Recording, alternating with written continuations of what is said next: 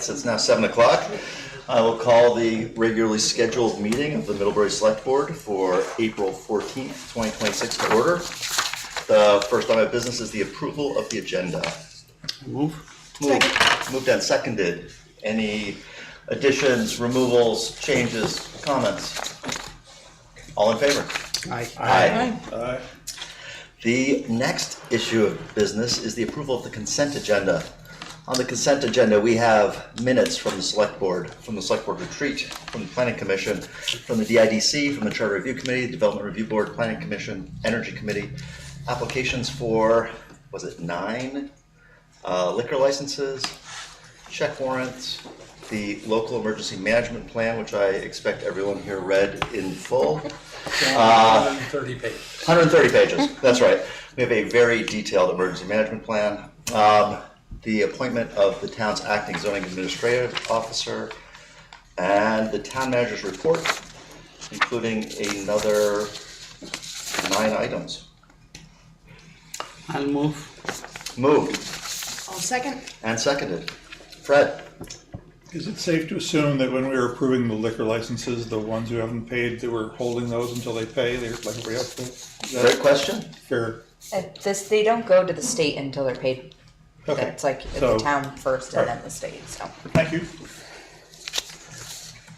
Any other comments or anything that we should consider in greater length? Hearing nothing, all in favor of the consent agenda as presented? Aye. Aye. Fantastic.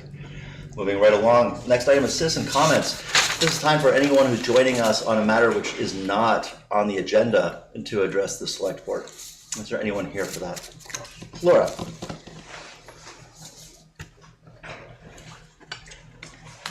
Good news. Yay. Love You always have good news.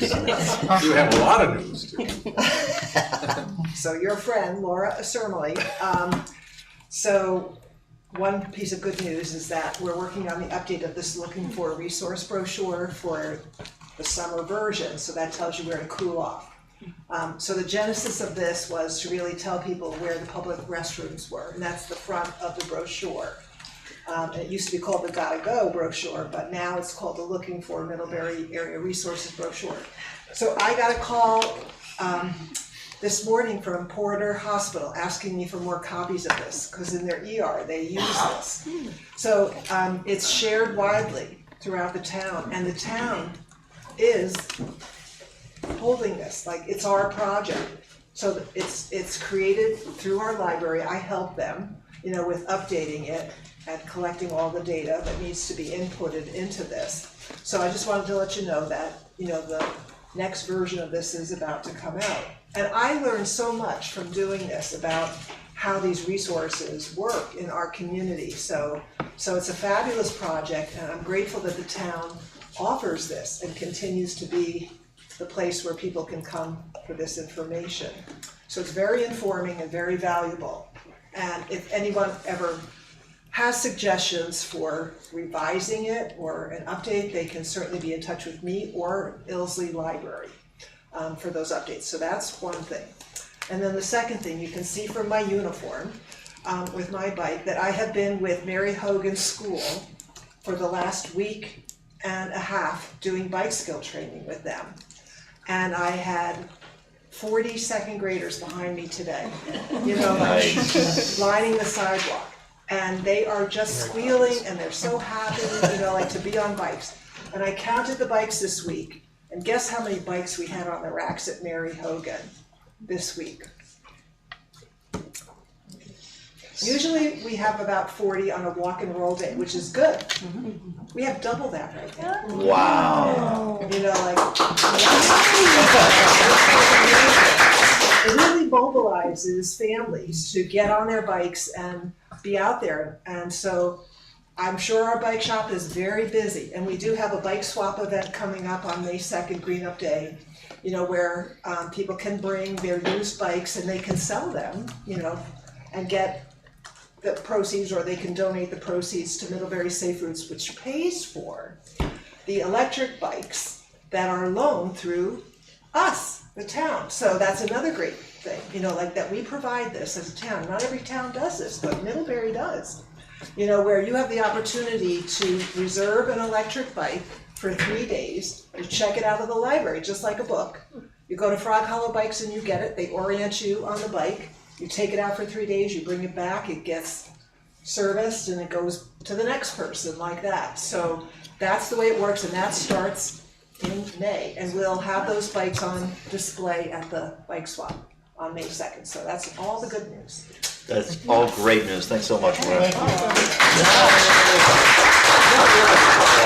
What? Yeah, Laura doesn't ship. Nobody ever gets applause. Ah, I certainly don't ever The do applause it. is really for the town, really, because it's you. just reflecting it. Yeah. Yeah. Good. Wait, can I Okay, ask feel a question better. before you? Can I ask Sure. you a question? Go for it. Is there a digital version of that Gotta Go, or there is? Okay. Yes, the answer is that the PDF for the brochure is on the town website, the Ilsley website, and all the social service agencies that are listed in the brochure also may have it at their website. And Little Press Room holds a file, so if any agency wants to print their own copies, they actually can go and do that through Little Press Room. And I know Karen, our town clerk, just prints out copies, hard copies here. It's not as nice as the trifold printed brochure that the library has, but the library is the holder, so people can go there to get bulk copies if they want it for their businesses, you know, like, and distribute it that way. So that's the way it works. Could we ever have like a QR code somewhere printed in Yes. the public places where Actually, people could go we do have directly? a QR Or we have that, great, okay. So there is a business card with a QR code to the brochure. I'm not sure about the supply of that. I think we copied what you did, actually, you know, in creating that, so, yeah. It's just a little business card size. Yeah, we should put it on the flyers, because we do post the brochure on public bulletin boards, but it would be good to have the. Yeah, it'd be great to have it QR code like on the desk at the library, or like somewhere where people could just like get it real quick with their phone. there. Yeah, good idea. Great. Is there anyone else with item of concern that's not on the agenda? All right, moving along. The next item, K&K, is the Better Middlebury Partnership Public Art Project presentation. Perfect. Fantastic, come on up. So, yeah, you come. You come with us. See who the boss is over Can we bring one extra chair? Yes, please. in? Yeah. Absolutely. We put the rose between the thorns. Oh, okay. I was actually thinking Andy was like, I'm not the rose, I'm Okay. So we actually have two projects to talk about. Fantastic. The first one is came from a couple of conversations, but then it was really started to get implemented by Andy Mitchell, and the idea is to put some public art on the utility boxes. And Yeah. I don't know if you've seen them in other towns, but that is sort of the thought. Yeah, There are 7. if you look at it, 7 within a short walking distance from Mary Hogan, down in front of the inn. Oh yeah, right The there. map. I mean, and obviously it's an arbitrary path, but this is a nice little path to make a bit of a walking trail. So our thought is, so that these 7 boxes that are prime canvases, they're all in various states of disrepair. They need a polish. So we have raised money. We've already gotten grants from anonymous donors to commission 7 local artists. And we want to get artists from every walk of life, a complete diversity. They're all going to be paid the exact same amount, and each is going to design one of these boxes based on a list of Middlebury origin stories. So they can either bring their own, or we have a list of about 20 really awesome, positive. First of all, let me say it's all positive, not controversial, not political. This is all feel-good stuff. But from Joseph Patel to Twilight to all these origin stories that our artists can use as a prompt to draw from. We will have a palette, so there'll be 6 or 7 paint colors for everyone to choose from, so there'll become some consistency to it. But beyond that, we'd like to give the artists as much freedom as we possibly can.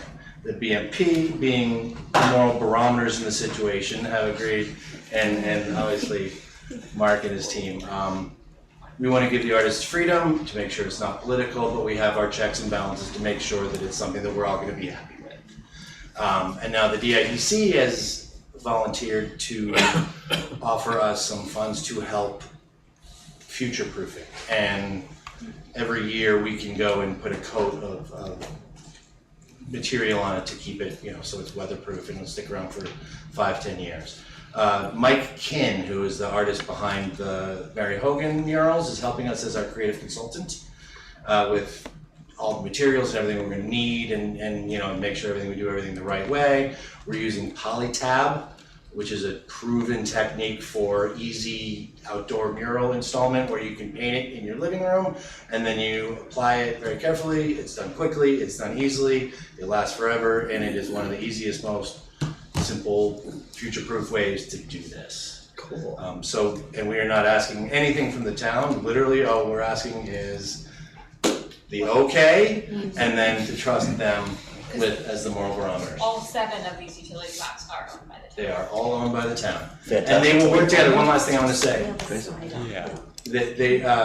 There will be some component to it, some symbol, something that makes them all work together so that it will work as an arts walk component. So we can sell it, we can position it as find all 7, and we're probably gonna have some event maybe with Foodaroo, which we do, where if you get all 7, you get free entry, whatever it is. We'll come up with some fun incentives to get people to walk the entire path, and then it lands right there, right outside of town. So it's a fun timeline. We'd like to try to do it this spring and in summer. I know that it's hard to wrangle artists sometimes. Sure. Notoriously. One of my grants wants to use it, have everything implemented by October, but at the same time, if we don't and we're on track, and I would rather do it right than do it quick. So that's our bottom line of that. Fantastic. Questions? Can you tell us, just elaborate on the origin stories? I'm curious. Yeah. Give us an example. We can send through some. Joe Spatel in a sort of an interesting take. Serena Kim has done a bunch of research on it, and there's an interesting take about him and automobiles. So it's taking normal stories that we might know and from a slightly different tact, and definitely with a diversity, inclusion, equity sort of scant to it, in my opinion. We want to try to tell the stories that have not been told a million times. And I can we have 20 stories. Again, I don't want to lock the artist into them. If they can bring their own story that works, I think we should have the freedom to do that. But they're all quirky, fun, middle grade pride origin stories. And I reiterate, nothing political. Wait, are they all sorry, I'm curious, Yeah. are they all from Yeah. ancient history, or are there more recent? No, there's some people? recent ones. Henry Sheldon's Mummy is a great one. Nettie Anderson's Crowd of Culture. I'm not sure if you're familiar with Nettie. I'm gonna send some of these through. John Deere is an obviously one. Morgan Horse would be an obvious one we could play with. And each of these, I'm just giving you the top line. They have little fun anecdotes that we can build from. Joe Spatel, Abenaki. Obviously, there's something to do with the Abenaki, the Underground Railroad. Italian stonecutters, ringing the chapel bells when they won a big game. There's a fun story about ringing the chapel bells. So that kind of stuff. Cool. It's all good community building, fun, feel good stuff. Awesome. Yeah. Yeah, in Salem, Mass, they've done an amazing job with the same art across the utility boxes. Looks really nice. Yeah. Stood out as a great thing when I visited there. Other comments or questions? Yeah, Ross. I'd just like to suggest, you mentioned diversity. Yeah. Hope we might want to consider a wide diversity in the artists that we contract, diverse sex, diverse That's nationalities. 100% what I meant. Yeah, that's actually 100% what I meant. Yeah. Age, diversity, gender, and also position in their career. We've been speaking with a couple really talented high schoolers, and Neat. we want it to be a certain level, Mm-hmm. but we also want to get in young, new artists. So, Fun. anyway, I think it'd be really fun. Yeah. Sounds very Cool. Good. Any other questions? These are just examples. Obviously, they're all fun things. Mike, One suggestion would be just to consider folks that lived here before we colonized America, so. Oh, 100%. That is a massive priority. Yeah. Yeah. great. This is fantastic. Thank you. Thanks so much. Thank you. Thank you. You guys have one more, right? Yeah, we got more. Alright, Matt. Matt. Ah, yeah. Hey, Yeah, would you? do you wanna do This is, yeah, this is Yeah. Matt Haywood. I'm sure everyone probably knows him, maybe. Everyone should know him. And Matt was the organizing point of the frog mural. And I think you had some community help, but you were generally the person powering it. And so the DIDC gave funding for the next wayfinding mural, which is, this is going to go on Bakery Lane, right next to going down Autumn Gold. And you wanna talk about it? Yeah, I mean, it would be a similar approach, and sort of similar concept in a way to the Frog Hollow, like fairly literal wayfinding. Frog Hollow is frog, so this one, bakery, using wheat as the symbol and giving it a lot of like flow down the alley. Maybe there would be it's not in the sketch yet, but a text element possibly in Bakery Lane. Like you've done over there with Yeah. with the arrow through. And that one was intended to sort of look like that text and the arrow was there before the mural, potentially. So maybe doing a similar treatment here. And it would be done in a similar way on I've used the polytab material that Andy's talking about, which is great. And this is another sort of alternative mural material called ACM, aluminum composite material. It's a sandwich of really thin aluminum and recycled plastic. And it's this really rigid, lightweight panel. So then we just paint it remotely, like polytab, and then screw it to the wall. This would, we're thinking it would take a short, at least half a day, shut down a Bakery Lane to get it done, because there's just not as much space as there was in Frog Hollow to get by. So that would be one logistical thing to work out. time important? Yeah. Day, time of day? Yeah, and it could be, maybe we start in the evening, or I don't know, not sure exactly what, to make it convenient for businesses to get a haymaker down there. What's your arrangement with the owner of the building? I'm parent friends with them and showed them this yesterday and they were psyched. Yeah. That was the first thing we did. I wondered. Yeah. And we will have access to the lower lot behind here before too long, right? Is there a time for? Upper lot here? Yeah.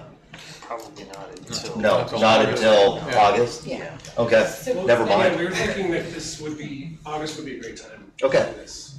Yeah, So maybe it can. so maybe, Why not? yeah, once we've got another access and we can actually get in down there. Fantastic. This is great. I smile every time I walk past the frogs still. And I just love having that extra color and it's really neat. Cool. It's funny, you mentioned Salem, it would be a great model. They've, aside from the utility boxes, there's a section right there called the Urban Outdoor Museum, and there's this concentration of 15 murals within like 10-minute walk. Yeah. It's amazing. It's a landmark. Any other questions or comments on the new wayfinding? Exciting. Love it. Yeah. It's great. Yeah, More like this. yeah. This is so great. Thank you so much. Thanks so much.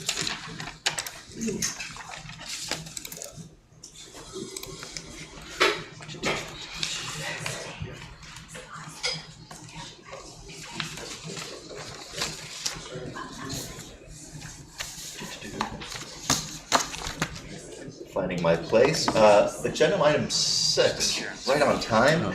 the public hearing and adoption of the proposed relocation of Town Highway number 20.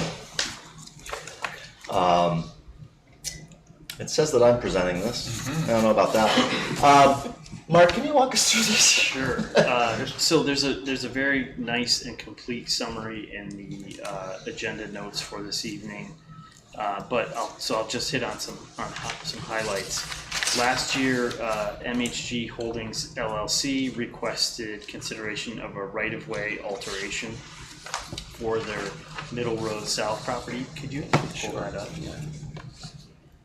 In January, this board approved an MOA agreeing to consider this request, with the cost being covered by the developer, the legal fees, survey work, mailings, and such. So, in accordance with the statute requirements, public hearing notices were sent to all of the abutters, the Planning Commission, the Vermont Commissioner of Forests, Parks and Recreation.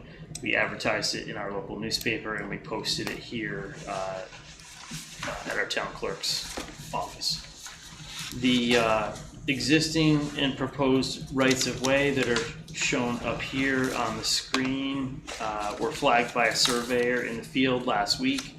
A staff site visit took place on Wednesday, and then another site visit that was open to the public and for select board members took place at 3 o'clock today. And just wanted to mention a couple things to keep in mind while you're deliberating this evening. First up is that if you need more time or more information, you can continue this public hearing. You just have to choose a date and time and location certain, and we can continue that without all of the posting requirements being required again. And then the second topic that I wanted you to consider tonight is that the standard in the statute for a roadway alteration like this is as follows. I'm just going to read right from the statute. If the select board judges that the public good, necessity, and convenience of the inhabitants of the municipality require the highway to be laid out, altered, or reclassified as claimed in the petition, it shall cause the highway to be surveyed in accordance with the provisions of section 33 of this title. If the highway right-of-way cannot be determined, and shall place suitable monuments to properly mark the bounds of the survey. So that's again the standard by which you'll be making your decision on when you do. Thanks very much. In accordance with Title 19 VSA Section 709, the Select Board is conducting a public hearing to take questions and comments from the Middlebury community regarding the proposed relocation of Town Highway number 20 as it relates to the proposed solar project on Middle Road South. Most of the members of the Select Board went today to walk the existing and proposed lines of that. It was a great time had by all. Yeah. I just dried off in the last half hour from my time out there. Yeah, should we? I don't have a presentation. Why don't we present this? Let's present it. You can just go to Okay.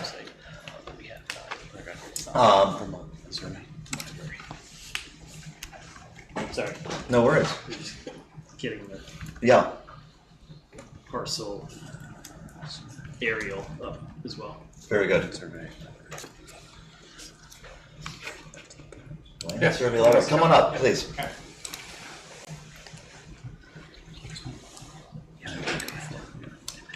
Introduce yourself, please. My name is Thomas Hand. I am a co-owner of the land, and my company is also proposing the solar project. I'm happy to provide some background if that's a helpful starting point, or to answer questions as you see. Background would be great. Okay. Fantastic.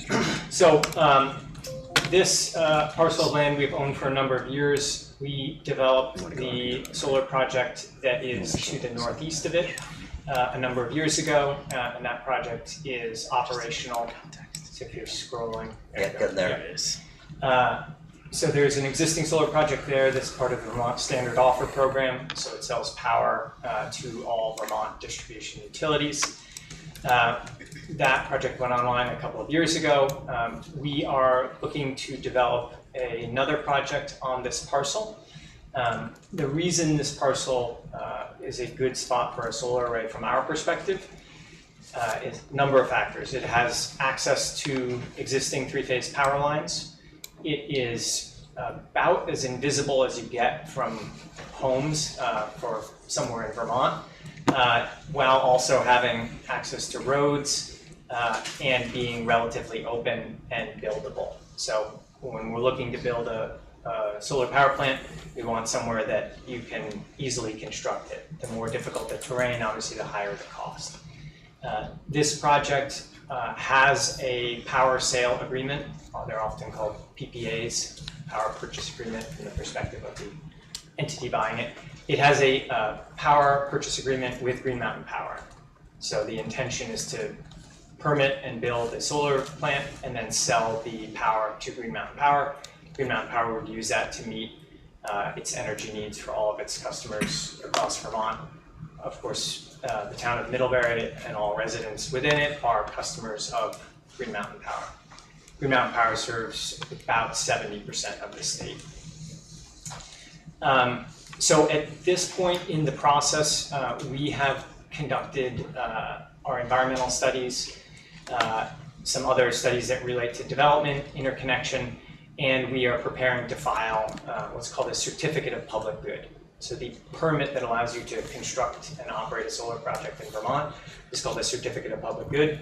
You present the project to the Public Utility Commission. Anyone who wants to participate in the process is allowed to. State agencies participate, ANR, Department of Public Service, etc. And if the Public Utility Commission ultimately determines that the project is in the public interest, a permit is granted, and then the owner of that project can go and start construction. Obviously, there's a lot more steps in there than I laid out there, but that's the general construct. So for this project, the reason that I'm before you tonight and previously had requested to have this visit is that we are trying to make the array, the solar field, as efficient and unobtrusive as possible. The current right-of-way would result in 3 separate sections of solar panels. Our preference would be to have 2. It makes the overall development more consolidated. Obviously, it also, this is a vested land right that the town has, and so we need to be sure that anything that we're doing doesn't infringe upon or reduce the town's rights and interests.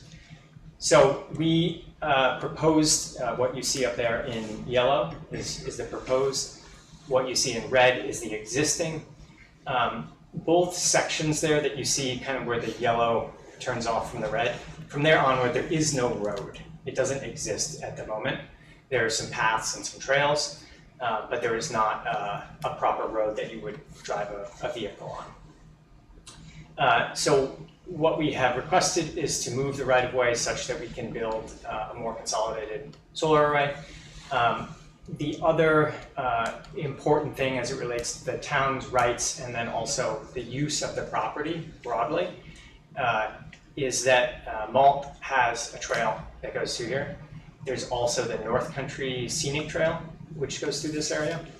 And so going back to the fall and the winter, we worked with Malt and came up with an agreement to move, as part of this process, we would offer to move the trail over into the forested area, so to the, from, I guess you guys are looking at the same thing, to the right of where the yellow is. The preference would be to have the trail go through the forested area. There's a rocky ledge in there, would make a more interesting walking, hiking trail than out in the middle of the field. So that was something that we worked with Malt to ensure that their rights are preserved, and we would actually include that as a deeded right. And then we also offered that sort of V-shaped section of forested area. It's approximately 6 acres. We offer that for permanent conservation easement.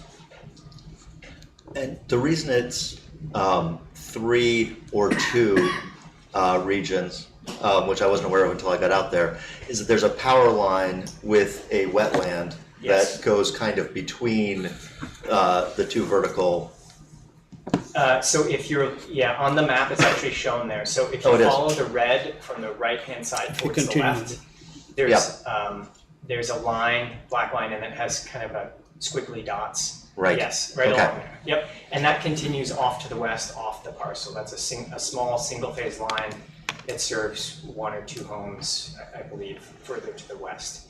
So that power line is, Green Mountain Power has a land right that would prohibit development under that power line. Okay. So there's a southern array, and then the northern array could either be 1 or 2, depending on the final location of the right of way. Gotcha. Thanks. Good background. Fred? Did I hear you say that you had agreed with the mall on a deeded new trail location with conservation restrictions? Did I hear that? Yes. That's good to hear. The land to the north of this is conserved with mall. And so I would complement that. Correct. There's some public good that could be found in that. What about access to the lots? They call them swamp lots that has been traditionally accessed through this east-west portion. How will that be preserved with your fencing and your array? Do you have a map showing their proposed array that we can see how that would work? So if you would go back to the map Sure. you just had up, I think it's easiest to see there. So if the red line were to continue westward from its, so you see the red line there goes east-west. If it were just to continue west, imagine that for a moment, that area will not have any solar panels in it, that will be open because the GMP power line is there. And so the power line has a setback on either side of it that necessitates no infrastructure under it. So if the goal is to access parcels to the west, that would still be possible along that power line corridor. So can we take from this that there will be no reduced access to these other lands? Yeah, so maybe let me make clear though, we have not found anything in the public records that indicate that there's any legal right. There's no mapped thing, but these are easements by prescription. These swamp lots went with farms that could go and cut their cedar posts and whatnot, but historically, but a prescriptive right of access is important to those property owners. Yes, and it will remain. Yes. What was your reaction from the Planning Commission's report on this last fall, summer, about the things they felt were important for the town? Yeah, so we did, I may not hit all of them because I don't have the report in front of me. We did a presentation last fall, we received feedback, and we changed the array layout to try to address those concerns. So one of them was a request for increased wildlife corridor between the northern and the southern array. So we did increase the corridor between the northern and southern array. I believe we increased it to 120 feet to try to address the wildlife concerns. I don't have it in front of me, and that was the primary one that I remember. If there are others, I'm happy to speak to them. Okay. One of them was a request to add battery storage, which, while we understand ultimately Green Mountain Power has to decide what resources they want to procure. We spoke with them about adding a battery to the site. They were not interested, and so absent someone who wants to use it, there's not really much we can do in that regard. I don't remember if there were others. Thank you. Okay. The colored areas on the map indicate the 3-rod right-of-ways that the state has for potential roads. And is that correct? The town. The town, yes. Sorry, yes. And you suggested that there's a 100-foot setback before you can begin building your array from that. Yeah, so it's a little bit maybe uncharted waters in that there's a state requirement that says that solar panels can be no closer than 100 feet from a state or town highway. Yeah, In this case, but that is specifically described as from the edge of the traveled way. And so in this case, there is no traveled way because there is no existing road. And so it's a little bit difficult to determine. We have taken the what we believe is a conservative view, which is we got to assume the road could be built anywhere within that 49.5-foot 3-rod yeah. right of way. And so you go 100 feet from either side, and that's how you ensure that you don't have an issue.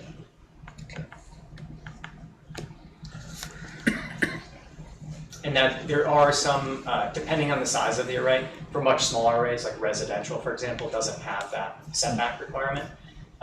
But that's specifically for larger scale projects. Gotcha. What's the total power that you're estimating when this is built up?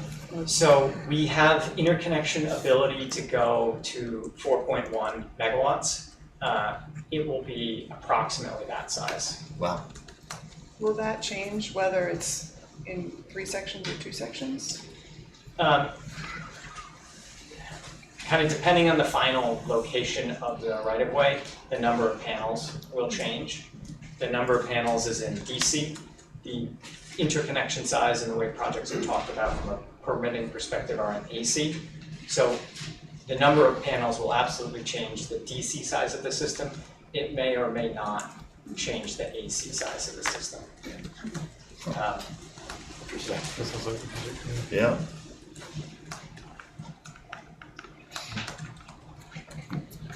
Other select board questions? I think Dean brought up a point during the visit about somehow connecting an access road to the South Ridge. Do you want to say something about that? I have a statement here. Yeah. Yeah. We'll open to the public. Well, it is a public hearing, so the public's certainly welcome to speak. Yeah. Members, yes, please. Maybe say one more thing. So this day was obviously the first time that we had an opportunity to walk the site with some of you and also publicly. We laid out that yellow based upon the feedback that we received previously asking us to move it off the ledge, and so we attempted to do that. It's a little bit hard at this scale to be, exactly precise. The intent was to provide an indication of where it could go. But as I said earlier today, we are happy to take feedback and to move it to a different location if there are issues that are determined that would make this not in the town's interest. So we are open to feedback and potentially moving it somewhere else. Thanks, I appreciate it. Other members of the public with comments or questions? Ross, come on up.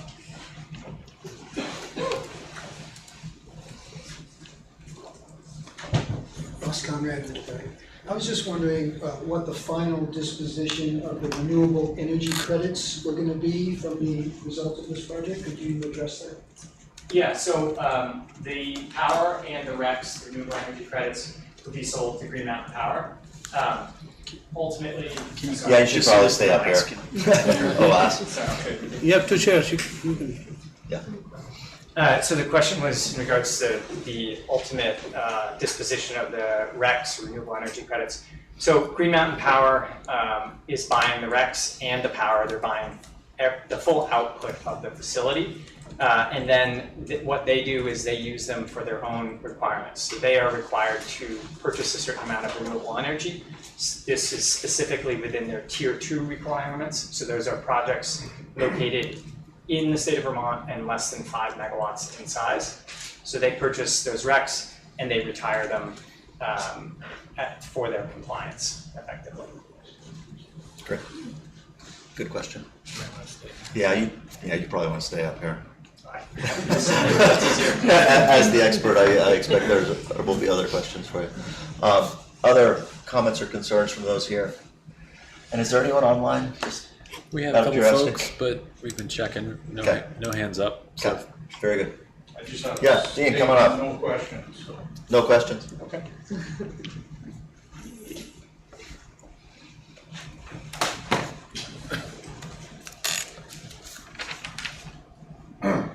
Dean Rayom, I live on Lake Roy Road, south end of Middlebury. I've seen this happen before with the South Ridge development. In my opinion, the town gave up public good for private gain with the northern section of this road back in 2014. I'm here tonight to try to not let that happen again. I agree with the assessment by DPW that the proposed relocation is not in the best interest of the municipality. That's in the packet as well. Keep in mind that as the community grows, there will be further public needs in this area. On the northern end of Middle Road, you have a middle school, residents at Otter Creek, and a growing housing community. This critical area has one way in, one way out, save for the private emergency access road. You may get a small ambulance through there in the best of road conditions, but you surely aren't getting a ladder truck through there, or a pumper. There may be a need to upgrade this road sooner than we think. On another note, this area is a textbook wildlife corridor. Maintaining the road in its current location is the best way to salvage part of this important corridor, which benefits my 3 woodlots to the south of this property as well. In summary, leaving the road where it is provides the most public good, benefit to the inhabitants, including the wildlife, and provides for an easy decision. I'm personally not against solar. I'm all for it in the right place. A public road owned by all of us is not the right place. MRS Solar was aware of the road when they bought the property. It should be their responsibility to work around it. I urge the board to deny this proposal. Please don't give up more public good for private gain in this area. And thank you for coming out in the rain. Thanks for your time and your service. Thanks, Steve. Appreciate it. Come forward, please.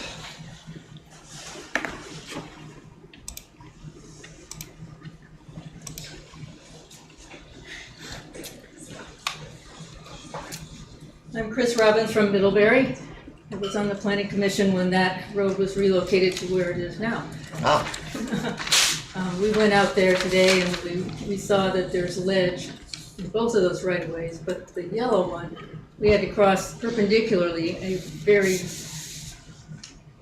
very rough ledge, and it would be extremely expensive to actually build that road. But the proposers don't have to build it.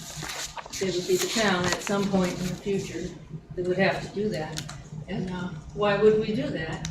Well, I think it's what Dean Graham just explained. At some point, we will want to have another exit from the Southridge development. Could you put up a map that shows a larger area? So right there where that cursor is, it's Meadow Glen Drive that dead ends down there. No, the one that goes straight. Yeah. Now the logical place to put a road would be extend that down to Middle Road South. There's no ledge there. That would be the most logical place to do it. Probably there's not agreement from the landowners or whatever the reason is that we didn't do that before. But I would say just leave it where it is now. I don't see a reason to relocate it. It's just more complication, not as easy to construct. Maybe it's equally hard, but it's extremely inconvenient looking location, and then there's some very sharp curves in it. So I say if we can't get a better location than that, just leave the right of way where it is. It's not for public benefit, it's for private benefit to move it. Thanks. Please come forward.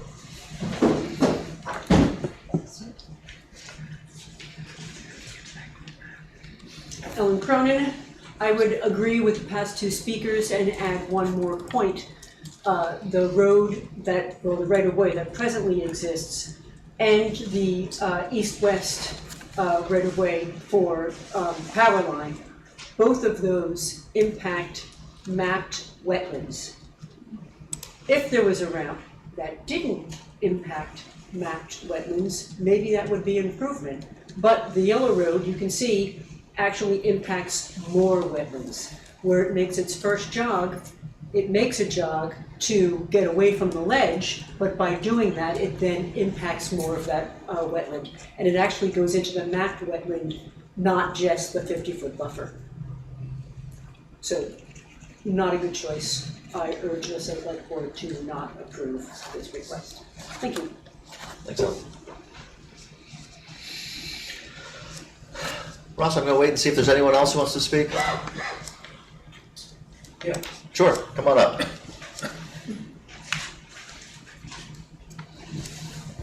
My name is Barry Whitney Jr., and I also want to thank everybody who came out and trudged around in the rain today. I wanted to say that I'm for solar. I think what we're dealing with here is not a debate between doing the project and not doing it. It is the public good of this road moving, so I'm going to concentrate on that. From listening to the gentleman speak both on the site and here, what we need to determine is there public good?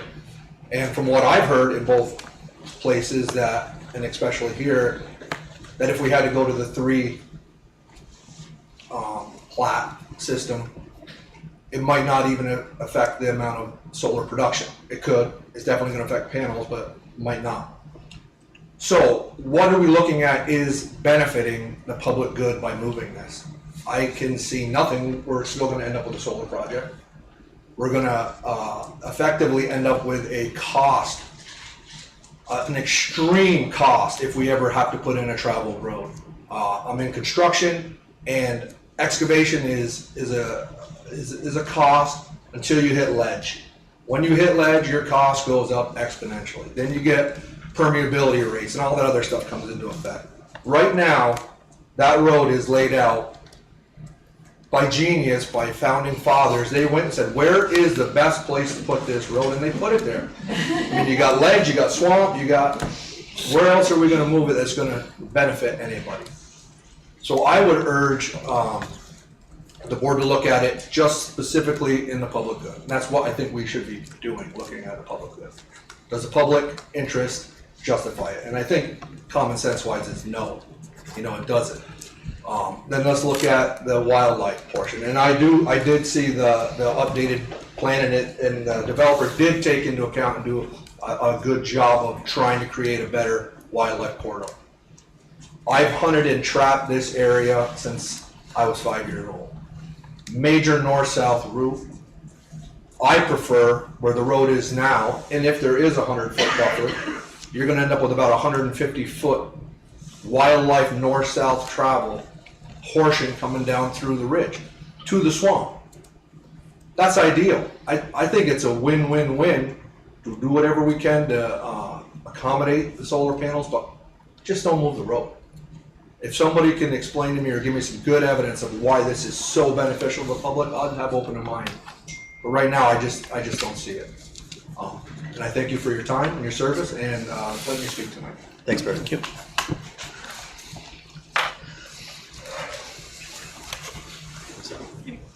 Yeah, a couple, but you may want to prompt them to raise their hand. Yeah, sure. That makes sense. It does. Yeah.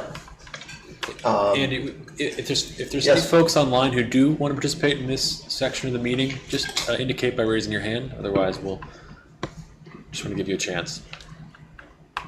I think it's not. We did have a Public Works opinion in our packet. Whose opinion? From Public Works. Oh yeah, I saw it. Yeah. Yeah. Should we? Yes. Can we hear the bring that in? Opinion? Yeah. You want us to read it? I think it would be important for everybody else listening. Sure. So this is a memo that was posted in the packet on Friday to Yeah, I can't hear you. I'm sorry. I'm going to read a memo that was posted on Friday in the packet for the Middlebury Select Board from Emily Sherrington, our Director of Engineering for Public Works. The Town of Middlebury Department of Public Works has completed its review of the proposed relocation of the right-of-way as submitted in the MRS Solar, or by MRS Solar LLC. After careful evaluation by members of the Department of Public Works team, we have determined that the proposed right-of-way relocation is not in the best interest of the municipality. This determination is based on several factors, including but not limited to public access and connectivity. The proposed relocation would negatively impact existing or future public access, circulation, and connectivity within the area. The proposed location would make roadway construction costs prohibitive due to the existing ledge and terrain. Infrastructure and maintenance considerations. The relocation may introduce inefficiencies or increased long-term maintenance obligations for municipal infrastructure. The relocation would burden the town with additional costs to install underground utilities due to the need for extensive blasting. And the third bullet is public interest and safety. The current right-of-way configuration better supports public safety, emergency access, and overall community benefit. Given these considerations, DPW is unable to support or approve the proposed right-of-way relocation as submitted. The municipality remains open to reviewing alternative proposals that better align with community planning objectives and public interest considerations. Thanks, Mark.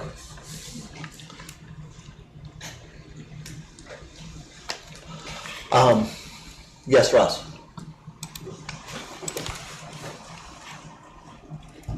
Yeah, Ross Conrad. Unfortunately, I didn't make it out there to the site visit, but I'm wondering if we could hear from the applicant as to how not approving this would impact the project. I think that makes a lot of sense. Thank you. Thanks, Ross. Thomas, welcome back. Yeah, so the existing, this is kind of where I started, but the existing as shown in red would result in 3 sections of array versus 2. And so we would occupy a larger footprint. Part of that would be where you see the red there, the right of way would run through 2 sections of array and then essentially be hemmed in on both sides by the solar array. So that's the primary outcome. It's just a larger physical footprint if you were to draw like a circle around the entire thing. And thus more fencing and more other stuff to go with it. More fencing, more wiring. Yeah. How would you connect the array across the town's right of way? So we would have an underground power line. Okay. Very good. All right. Yes, Barry. Follow-up question? Yeah, come on up. Should I go back? Yes, please.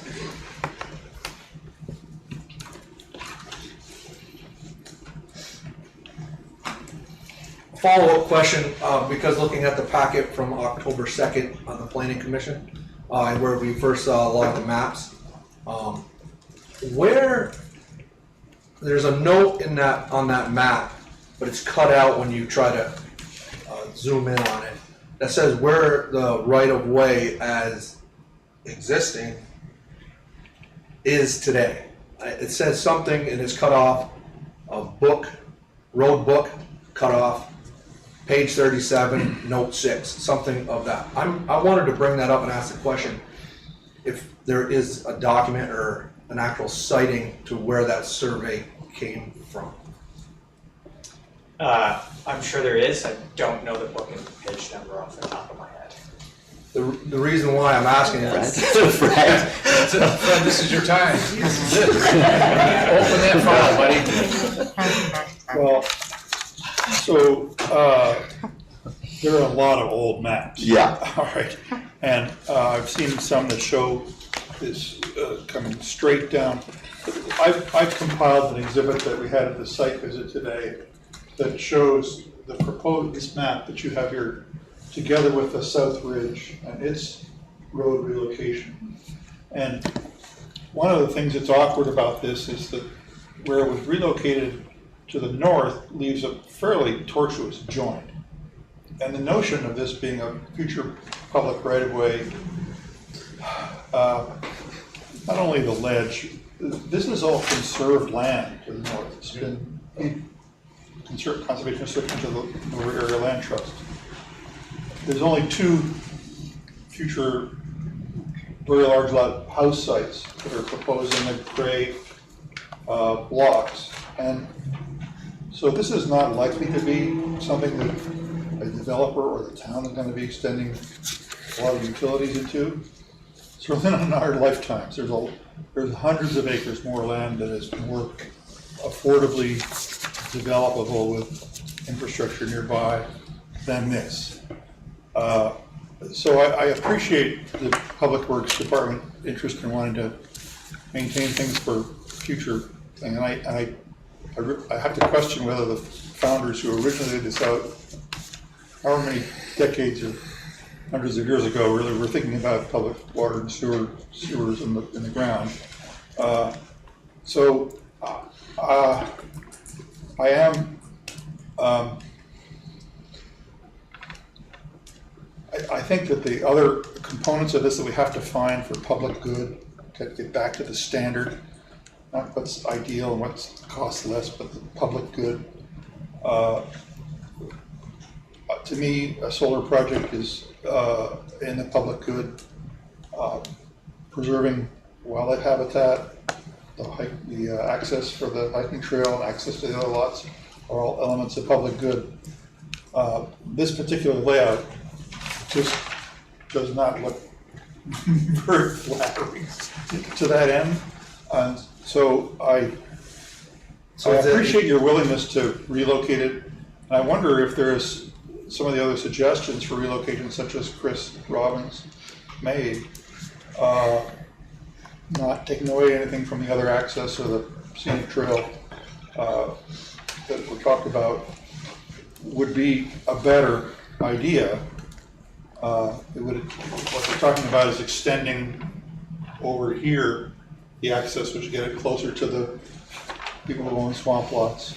I really don't see this as a public highway and a high development area. It's not identified as that in the town plan. So that's my opinion about it. As to what original map was correct, I haven't gone back that far. I just went back to the last highway relocation that was approved.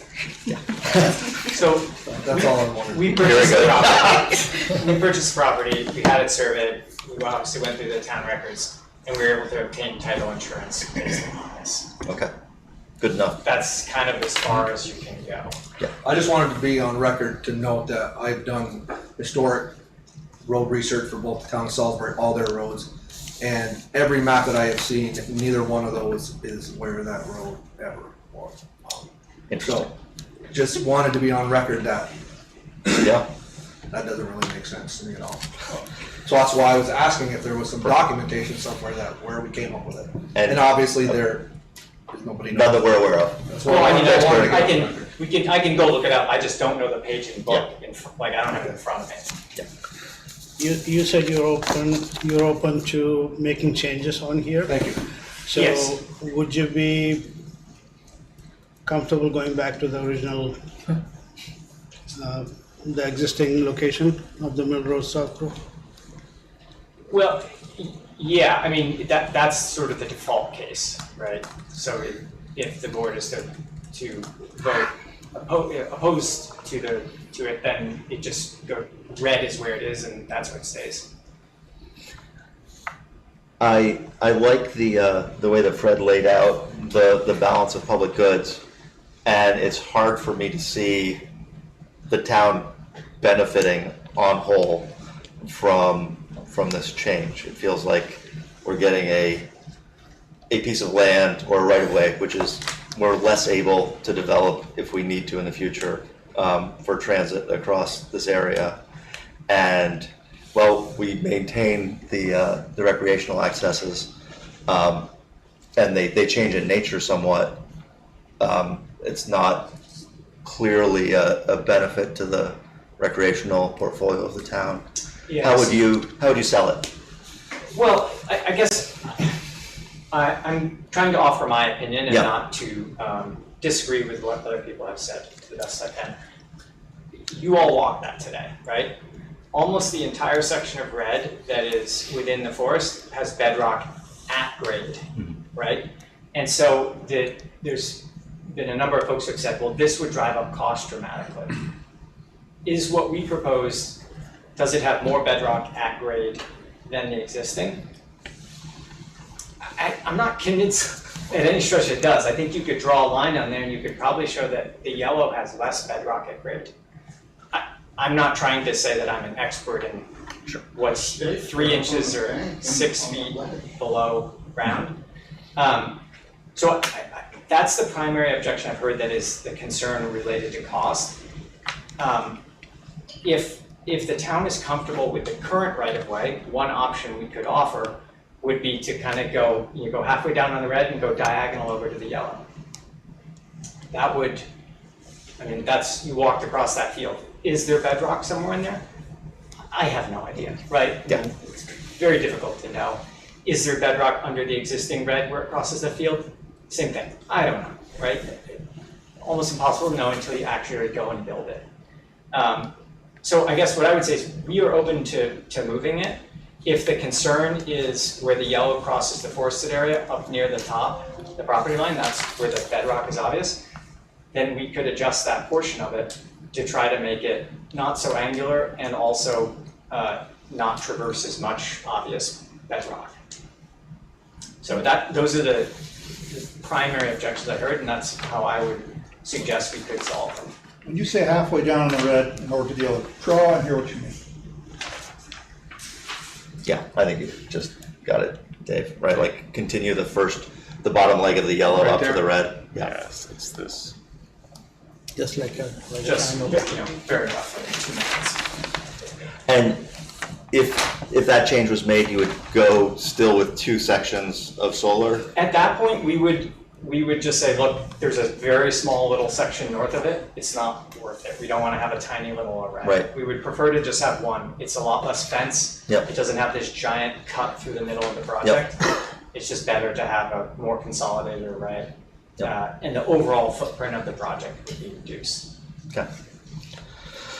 So I think we should hear a bigger fence and less wildwood as well.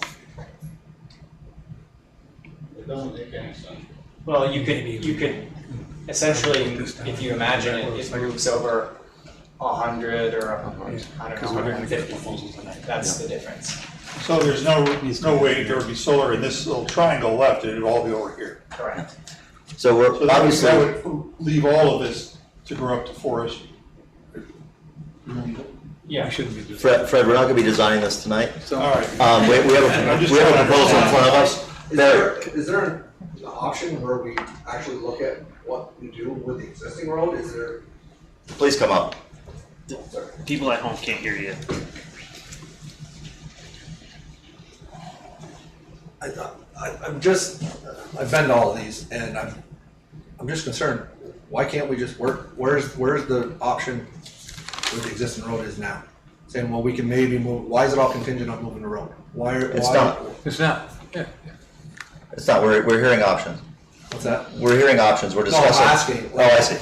That's what I'm saying. Yeah. Like, they keep wanting, from what I'm hearing, we keep wanting, the developer keeps wanting to move it. Like, where's the option to keep it where it is? What does that look like? That's what I described. Yeah.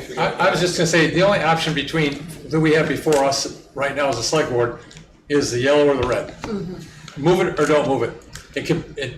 Designing this is best done in offices with people more skilled than us. Mm-hmm. So I think we should decide whether we're gonna accept it or keep it as is, and then we can have these discussions again in a more appropriate environment. Is that a motion? We can Is there a motion? Oh, we need to close the we public could hearing. recess if they Wait, so want to that take more is time to just- do that. just That would be a To motion. clarify, you mean, and I understand, obviously, we're picking between yellow or red, but you're saying if we pick red tonight, we could still, you may present us with another option Is that what you're saying, that there could be another, that then Yes, there's if more we discussion? leave it as is, Okay, I was just then clarifying. come back with I think another the option. motion will be to deny the changes they're requesting, then they'll come back to us with a different. Go ahead, We've Mark. got some staff support here. I just wanted to jump in and just say, if you deny this tonight, Yes. then we're back to the beginning where we have to notify all of the abutter. It would be better if you just continued the public hearing Got it. while we work on it. Oh, Got it. offline Perfect. And come back to you. Perfect. Yeah. Thank you. Lisa. Yeah, we appreciate that. I don't know where Sage that advice. was. They didn't know that either. All right, we have a number of options. Yeah. I don't see any other public, Still no hands up. no hands up online. So we can approve, deny, or continue. I make a motion to continue this. Second. Moved and seconded, motion to continue, To continue the hearing. to continue the hearing. Date, time, and At a later location. date. Yeah, it needs a date, time, and location. Oh, my goodness. Yeah. That motion is incomplete. I need, When we ask somebody them else what needs to kind give of me a date. I need your help again. Yeah, do it at the next meeting or Then we should continue it to the next meeting? Is that, the next report meeting. Okay, okay? that April is, 28th. Friendly amendment, Fred? Okay. Okay, yep, okay. April 28th, so. Discussion of the continuance of the public hearing. Discuss the discussion. Yeah, absolutely. All right, all those in favor of the continuation of the public hearing? Please state aye. Oops. Time? The time is as determined by the agenda and the town manager. Thank you. Very good, thank you. Need to close the hearing? I don't, because it's continued. The hearing's open, as far as I know. Yeah. Okay, we'll rejoin it. So the people who have other comments could submit in the interim. And we can Certainly. take it all together when we reconvene. That'd be But amazing. you know, personally, I'm not in favor right now of the proposal, so I would expect the next hearing, we might see a different proposal, or, I don't know about anybody else, but I don't think to continue the hearing and come back with the same thing. Right. It'll be short. I agree. That's my It would be short, understanding of I why think. we decided to continue. That's Yeah. why we're, I think that's perfect. Well, it's not evident of that. Right, We no, can no, just I- come, we could just come in and jump right back off in here and just, again. Totally, we're not I just don't think that's delaying, I gonna don't be think we're just delaying. All right. Very good. Thanks. Good discussion, and we're on to agenda item 7, the Town Greenhouse Emissions Energy Committee Annual Proposal. Hand up and then disappear. Welcome, Mike. Hello, hello. Good to see everybody. Good to see you. Mike, let me open stuff So I up for you. think you've got some slides. You should, hopefully, everybody got the report, which was mercifully brief. Yeah, three pages, yeah. Mike. You really, Trying to be helpful. yeah, appreciate it. You knew that we had the emergency management report. This, Let's not do the report, let's do the slide. So Mike also sent over some slides, so that'll might be better for presentation Yeah. purposes. So So this is our annual report that we come before you every year and tell you how the town did in terms of greenhouse gas emissions. This year I wanted to handle it a little bit differently and sort of provide some history, context, and then to be a little more, have some actual suggestions for like what we might do in order to achieve this particular goal. So first thing I'd say is just I wanted to thank Dan Rafferty, who's somewhere in the room, who did all of the hard work of collecting all the receipts and typing them into Excel and coming up with these measures. And I also want to thank Richard Hopkins, who dreamed up this inventory. So just wanted to acknowledge that. So the first thing I wanted to point out is this is a bit of a primer on climate change, that Vermont is warming. And so if you look here, this is a graph that shows the average temperature in Vermont over the last 100 years. If you go over to the Sheldon, in a couple of months, you'll be able to see scarves that have been painted. these colors they're putting together an exhibit, just because I'm looking for a little of that feel-good love that you gave to the public art folks. So the next thing, if you can go to the next slide, that the damage that we've all been talking about over the years about climate change is happening now. So these are a couple of pictures that if Emily Charrington was here, she would recognize the one on the left, which is 116 washed out by a flood. And then the second one, the one on the right, is the Otter Creek Falls from last summer when there was actually almost no water going through it, so the drought was happening. And then the next slide is just to remind us that this is not happening by accident. It's being caused by our human activity. And there are three main activities that we are doing in Middlebury and in Vermont. So we're driving cars, we're heating and cooling our houses, and various forms of industry, and in particular in Addison County, agriculture. And so that's what's causing all of this damage that we're seeing. This slide is really intended to talk about the urgency of this issue. This is largely derived from the Intergovernmental Panel on Climate Change, which is a UN commission that kind of looks at what's happening with our climate and what needs to be done. And so by all measures, all of the scientists across the globe have said our emissions are rising, greenhouse gas levels are rising.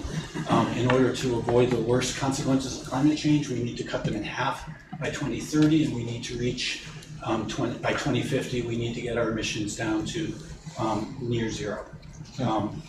So this is just, fairly pretty much accepted science. This is what I believe. I wasn't around when you all passed this resolution, but this was the sort of context in which you were working. If you can go to the next slide. So partly a couple of other things to take into consideration as we're planning all of this. These numbers I'm suggesting, depending on who you ask, it's either 1 to 6 or 1 to 13. But basically, every dollar you spend on resilience, you're saving $6 or $13 on repairing the damage that we're coming. So a lot of the conversations, this conversation tonight is not about resilience, but it's also worth remembering that when Emily shows up saying, we need more culverts, these are good reasons to be thinking about that. If you can go to the next one.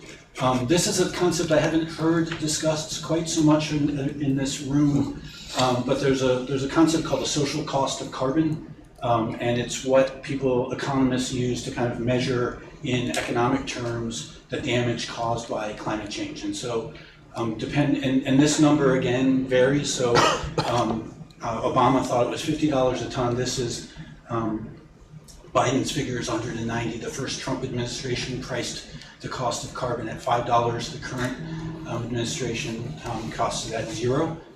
But this is just to remind us that all of the carbon that we are putting into the atmosphere is causing damage elsewhere. And that, for example, if you'll see at the bottom of this, the carbon that we emit at 190 ton, the carbon we emitted in 2025, the social cost of that would be about $112,000. And again, this is just something for us to be aware of, both because for most of the developed world has carbon taxes already. We may end up with a carbon tax, and so as we're thinking about the cost of energy, we should be thinking also that at some point we may be asked to pay the social cost of carbon through our taxes. If you can go to the next one. So so I'm now kind of moving to responses to this situation. So in Vermont, based on the Paris Climate Accord, we developed the Global Warming Solutions Act, and so this was really a plan for how can Vermont reduce its emissions through 2050 in order to support this global effort to try to reduce emissions in order to avoid some of these worst consequences. So there's a whole process that the state goes through measuring CO2 equivalents, and then also trying to come up with pathways for reducing those emissions through all the things that we come to you and talk about on a regular basis. And if you can go to the next slide, this is a context for our work here. So here is our town of Middlebury in 2021 decided that we wanted to get in on this too. At least that's my understanding. We were going to set some goals for our town operations to take what was roughly a little less than 1,000 tons of carbon and get it down to below 200 tons of carbon. And so that's the kind of context. And if you hit go to the next slide, you can see very early on, we did great. If you imagine just drawing that line, we would have been done in 2024 as we kept going that way. That was so good. However, if you go to the next slide, you will see that we basically stalled. And the reason that we stalled is that all of the progress we made we did nothing to achieve that progress. This was basically Green Mountain Power switching to renewable energy sources. So the next slide kind of shows what that progress has looked, or lack of progress has looked like. And so it's basically showing all the different fuel types. This is the stuff that Dan types into the spreadsheet to sort of say how much methane, how much propane, how much heating oil, how much diesel fuel, how much gasoline. And you can see, there's a little bit of variation, but it's basically flat. So we are not making very much progress at all on that goal. And the reason that we're not making that progress is there's various reasons. So one is that these are long-lived assets, and so it's hard. You can't immediately say, like, let's just get rid of all of our cars and replace them with EVs. Like, that has to happen over a long period of time. Or let's get rid of all the heating and cooling systems in all our buildings and replace them with green equivalents. These are long-term processes. We have to think about long-term capital planning to do that.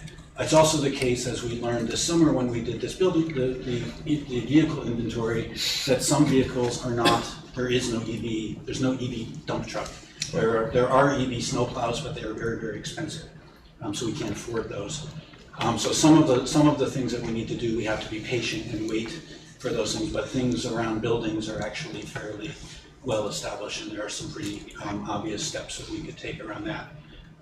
Another point I would make is that we don't really take into consideration the cost-benefit long-term costs of emitting carbon. So this whole social cost of carbon is not really in our calculus. We're really looking at price without understanding that the cost of carbon is real.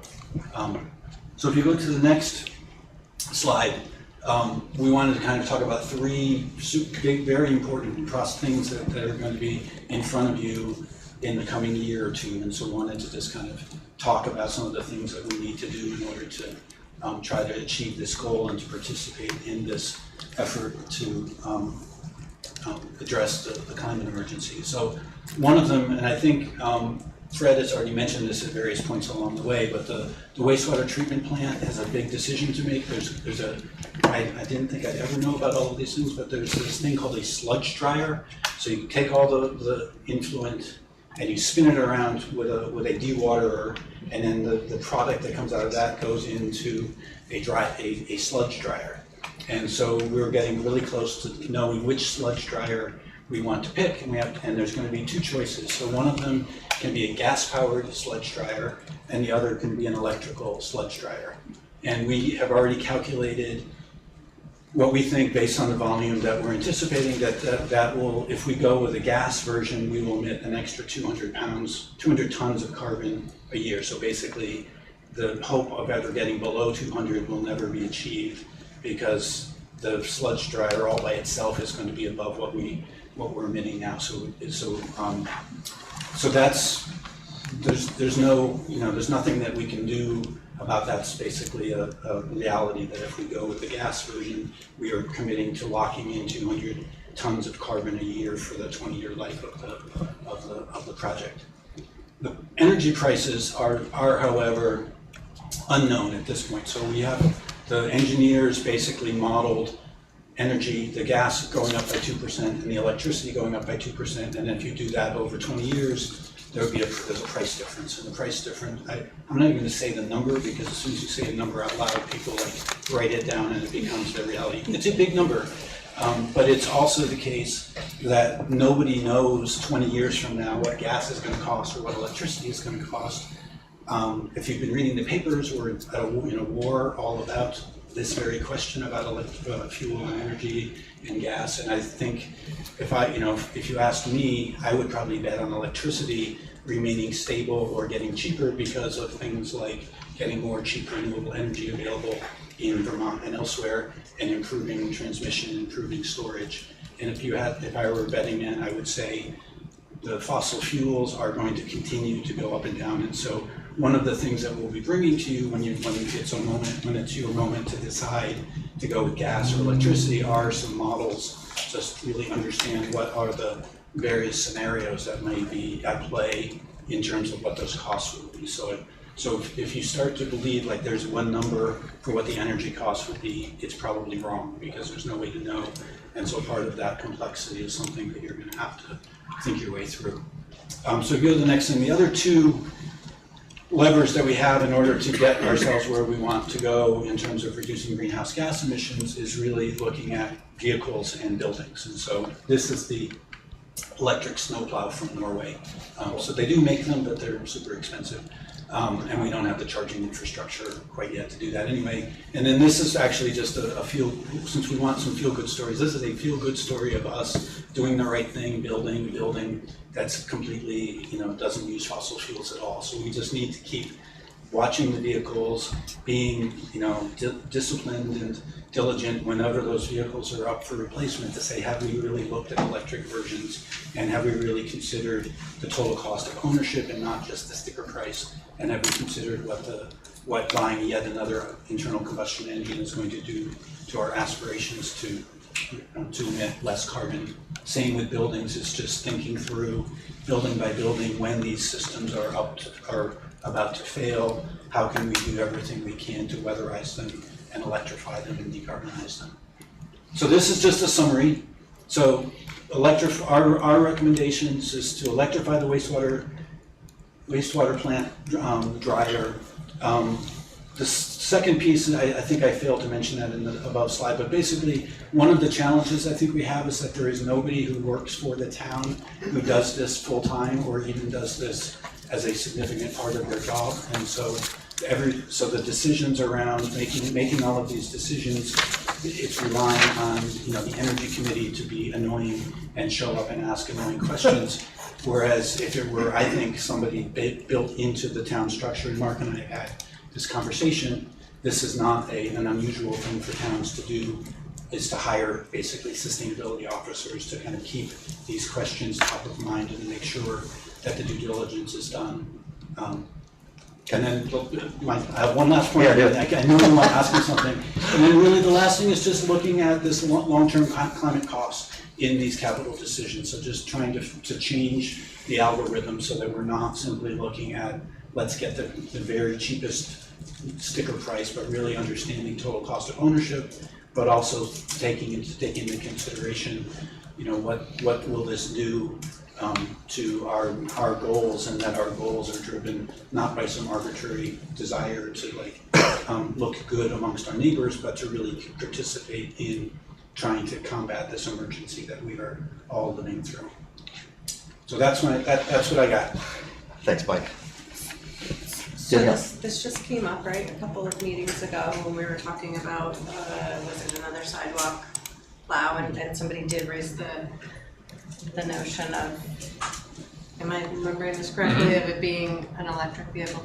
So in the absence of this sustainability officer, if we have another conversation like this, would it make sense to invite somebody, and if so, would that be you? Who would that be? So I will say we are trying to build some of the structures that the towns that have sustainability officers have. So we have a vehicle inventory, and we are working with Emily to kind of make sure that we're getting ahead of those replacement choices, so that really it starts at the infrastructure committee, because you don't see any of this until the infrastructure committee has gone through it. So we are trying to work out how do we work effectively with Emily and the infrastructure committee to make sure that due diligence is done and that people are asking the right questions.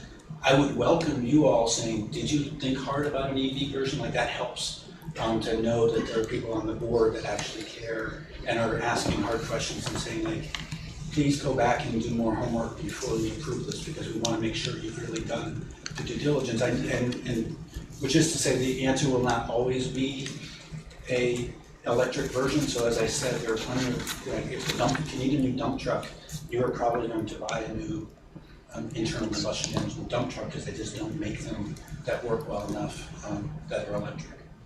But I think we're trying hard, but I think it's challenging to reliant volunteers to be inserting themselves into these processes, and towns that hire sustainability officers, or in this case, what Mark and I have discussed is, could we share somebody with Brandon and Virgins and Bristol? Because it's the scale of our operation may be hard to justify having a dedicated person doing this, but if you've added all 4 towns together, I bet we could keep somebody busy across those 4 portfolios. Andy, you Yeah, no, that got to my question. I'm like, what towns of our scale have staffing for this role? They do, so some of in the Upper Valley, they've got a bunch of towns have gotten together and hired a sustainability officer. South Burlington just hired a sustainability officer, but they're a little bit bigger than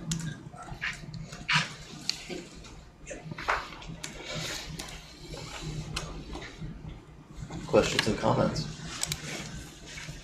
I have the same questions that I always run into here.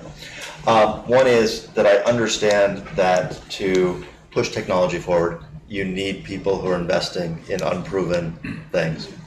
And it's often the case that that is in some place, like the public invests to help push these technologies forward. But also we're stewards of the tax monies that we receive from our residents. And we don't want to use that poorly and buy tools that don't last as well or behave as well, where electric versions have existed for a few years rather than the decades that the ICE versions have existed. How should I be thinking about that? Is that correct? Well, I think on the HVAC side, like this, pretty much, like in terms of buildings, I don't feel like we're not saddled with like the housing stock in Middlebury is very challenging to imagine electrifying it because you have all these like 19th century farmhouses that are very, very expensive. I think our building infrastructure is such that I don't think we don't face those same challenges. So I think on the building side, it's easy to say like, and heat pumps this is not new technology anymore. They're getting better and better, but they're not. This is not like we're taking any chances. Partly, I think on the vehicle. So I'd say on the building side that what you're suggesting is not really an issue. I think we can just work our way through building by building and just plan it out. On the equipment side, so sure, like the lawnmower side of things. Right. When you look at that chart. Did you hear me say? Yeah, I said that in between the lines. Yeah. Like not. So I'm not going to like jump up and down if you buy another internal combustion lawnmower. Right. But many of the vehicles, like the police cars, lots and lots of police departments across the country have adopted EVs in their fleet, and so starting to think about like how do we start making that transition, or our light utility trucks. The EV version has proven itself to be as reliable. In fact, the overall maintenance costs are lower. So I think you have to go vehicle by vehicle and look at those things. I do feel like on the wastewater treatment plant version, there are some cutting edge heat pump dryer, heat pump technology sludge dryers. But there's like one manufacturer in China, and it's been on the market for 2 years. Nobody is going to recommend that we buy that. It's too critical of a function. So yeah, let somebody else. I appreciate that. Let somebody else do that. So my sense is we don't want to be an early adopter or a fast follower. In some cases, is good. Mm-hmm. And I just think having in your consciousness, this is important, and we made a commitment to doing this. And at every time these decisions come up, to sort of run it through that filter as well. And figure out. I guess the other thing I'd say is, it's not clear. Like, how do we know what the people of how the people of Middlebury would feel if we spent a little more money in order to do the right thing in terms of reducing carbon emissions? That's a question I don't know the answer to. But like, and with the wastewater treatment plant, one of the things that we're asking is, okay, to go with, let's say the gas turns out to be cheaper. Let's say it would cost everybody $5 a year more to get the electric version. Would they be okay with that? I'm guessing most people would say like, fine, I'll pay an extra $5 to get the thing that doesn't emit. If it was $50, Probably some people would say like, yeah, and also the risk side of it, because we don't know what the cost of electricity and gas are gonna be. If it got to be $500, I think if we knew for certain that it was gonna be $500, I'm guessing that people would be like, no, it is, I cannot afford that, that's not fair. And like, this is a huge problem and I can't, the town of Middlebury all by itself isn't going to solve it. Right. So I think there's a tension there, and I'm not gonna pretend as if like, oh, it's so obvious what you should do. Some of these are hard, but I think some of it is just building this mindset into our way of thinking and realizing that we need to, that these conversations are happening all over Vermont, all over the country, all over the world, and that if everybody says like, let somebody else solve it, sure, that doesn't bode well. It is so disheartening me, even though I do see positive value in some of the advances in AI. They're talking about data centers that consume multiples of Vermont's electricity use for a single mega center, and in comparison to such huge projects that have so much momentum and energy behind them, it's hard to feel like our well-considered decisions are meaningful against the background.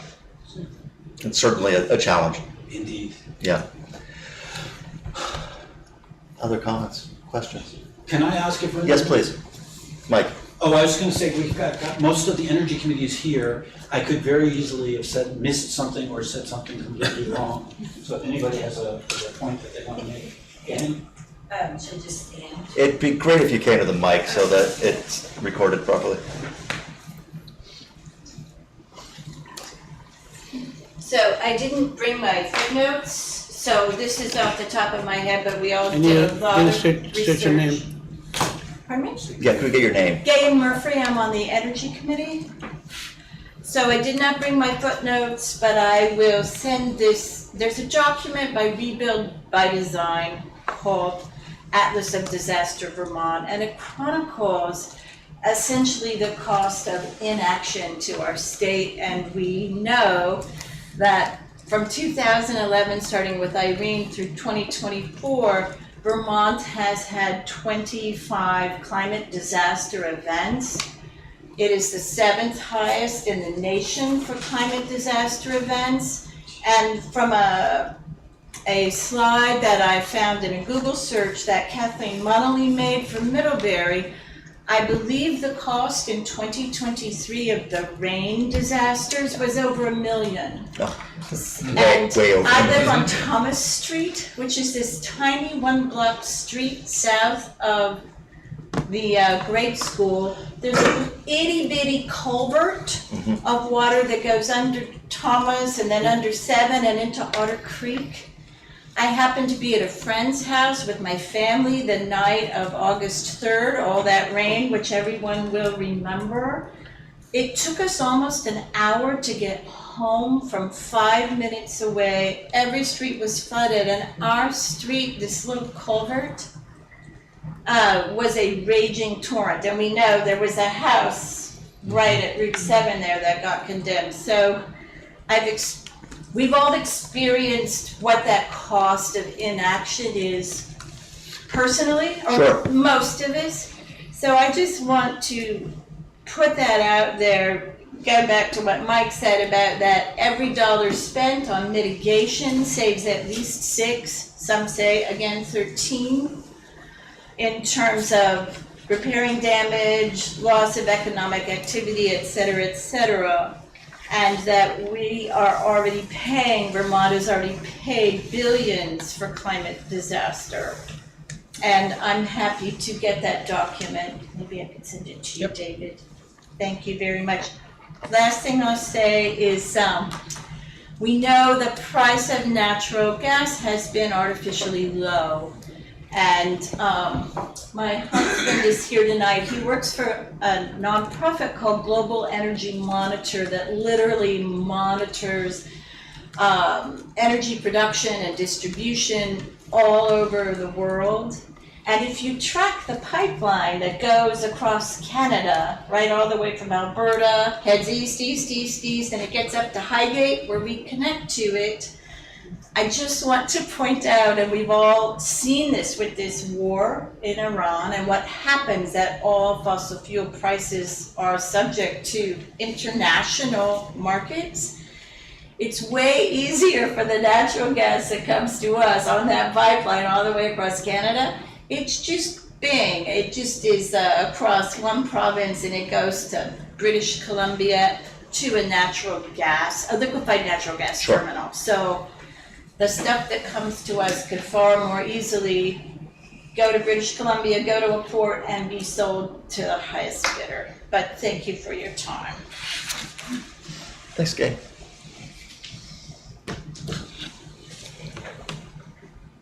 All right, thanks. Thanks for your time. Thanks. I have a question, but does anyone else on the Energy Committee want to speak? I don't think so.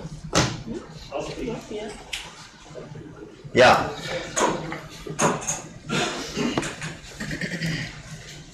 Thank you. My name is Jamie Hand. I'm on the Energy Committee. I think Mike did a great job laying out sort of the large decisions and some of the fuel switching decisions going from fossil fuel sources to electric sources. There are also some what I would call more traditional energy efficiency or energy conservation opportunities in the town. We've done some surveys of town spaces, and for example, the town, the police department's vehicle garage is heated to about 65 degrees, even though it's an unoccupied space. There's no water in the space. There's freezing concerns. Similarly, I pointed out to Jamie that it's warmer than I keep my house. Yeah, Right. yeah. Oh, yes. Yep. Same with the rec center. There's the showers off the west side of the rec center. And my understanding is they're basically never used, especially in the winter. Heated to a similar set point. So there's some measures like that. There's also a lot of fluorescent lighting in town buildings, which is now actually banned in Vermont because it's so inefficient. You can no longer legally buy it. There's a bunch of measures like that cost very little. The thermostat change doesn't cost anything. So when you mentioned responsibility to taxpayers, Sure. There's a bunch of measures like that where the town could reduce its greenhouse gas emissions and save taxpayers money. Great. No cost.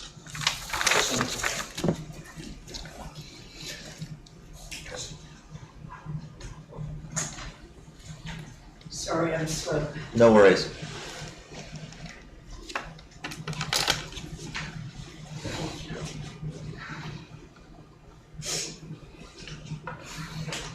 Elizabeth Ottinger, tax-paying citizen. And I have an ignorant question about electric rates. I know that there are commercial rates, there are residential rates. My question, does the PUC allow for a third municipal category of ratepayers thinking about this gas or electric powered plant? If, let's say, we were to be in town engaging in conservation, would the PUC be able to consider reduced rate for us as a municipality looking towards conservation? Interesting question. I have no idea. Okay, I just hope that somebody could look at this. The PUC, I imagine, is very set in its ways as a bureaucracy, but nonetheless, I think they're intelligent people and open to persuasion. I guess I would say that is probably not going to help us in the next 6 months when this decision has to be made, just because the PUC does not move quickly. But it is the case that both Vermont Gas and Efficiency Vermont and Green Mountain Power are all obligated by the state, by the PUC, to do whatever they can to improve efficiency and reduce greenhouse gas emissions. And so there are some, we're in conversation with all three of those to sort of figure out what are some options in order to lower the cost of operating it and to lower the greenhouse gas emissions associated with it. Thank you. When you make your decision, perhaps you could do some risk-reward analysis of what happens if there is a lowering cost somewhere in the mix, and just trying to get your total all-in cost risk-benefit numbers. That's all I'm asking, because I, as a taxpayer, would very much want the electric version. I don't care what it costs.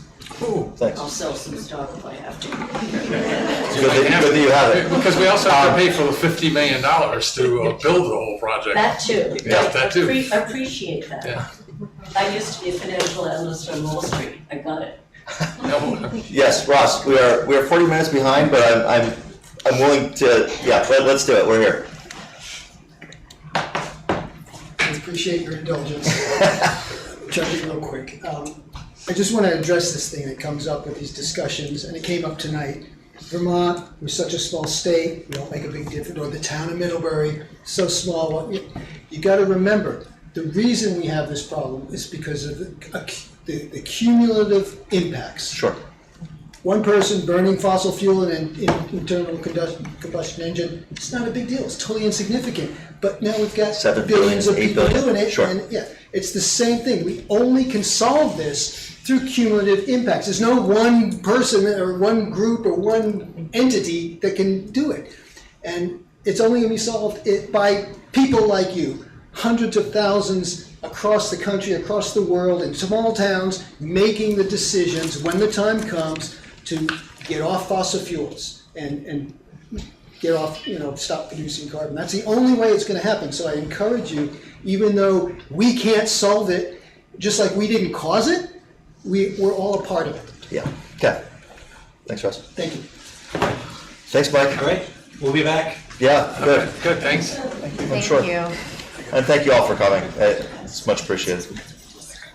All right, should we take a 2-minute recess, or are you gonna be all right? I'll be off. Okay.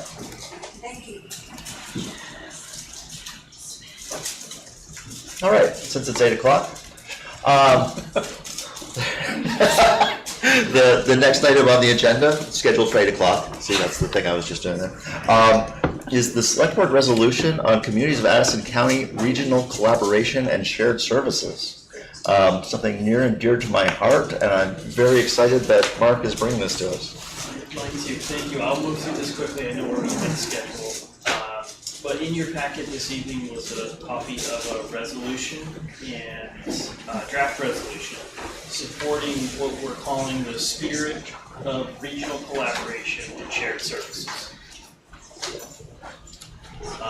This document that was in the packet tonight, it's the result of conversations with our neighboring communities, and it was intended to build working relationships here in Addison County and signal our willingness to think creatively and solve problems that we're all facing, regardless of the size of our community.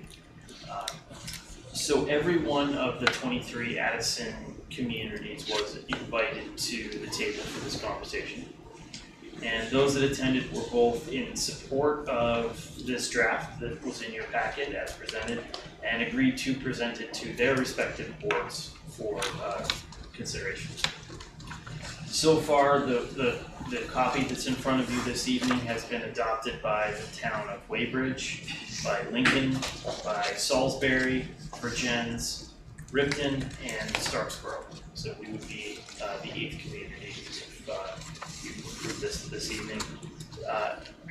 It recognizes our shared challenges again, our rural nature, our history of collaboration with emergency services, school districts. We're already doing this here in Addison County without giving up our independence in any way. So this step is only intended to, again, signal our openness to having these conversations with our neighbors and embracing the concept, and then specific opportunities for shared staff or shared equipment or joint grant applications would come back before this board as they surface. So for now, I'm just looking for you to.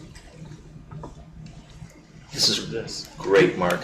Did you write this? I could have, right? Yes, I know you. Holy cow. Yes. Who brought these 23 or invited these 23 communities to this discussion?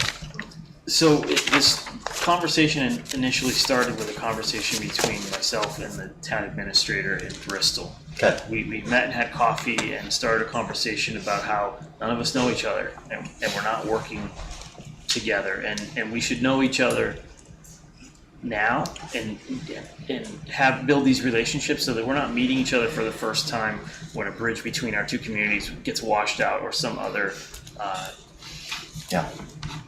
emergency occurs. I totally support this. We fund the Addison County Regional Planning Commission to do things like this. They have a relationship with all the towns and sponsored a forum on this last. That was great. Summer. Yeah. So are they part of this? They have not been a part of this. Have they been invited? No, this was an initiative. Well, you could take advantage of the money we pay them to help leverage your efforts, because I think they're good efforts. This was an effort for the managers and administrators to get to the table and start these conversations, so that something like a road grader, for example, something we're about to purchase, it's not a piece of equipment we're using on a regular basis. That might be an opportunity to share that expense, the maintenance costs, with a neighboring community. In some cases, it doesn't make any sense, right, for us to share equipment with a community that's.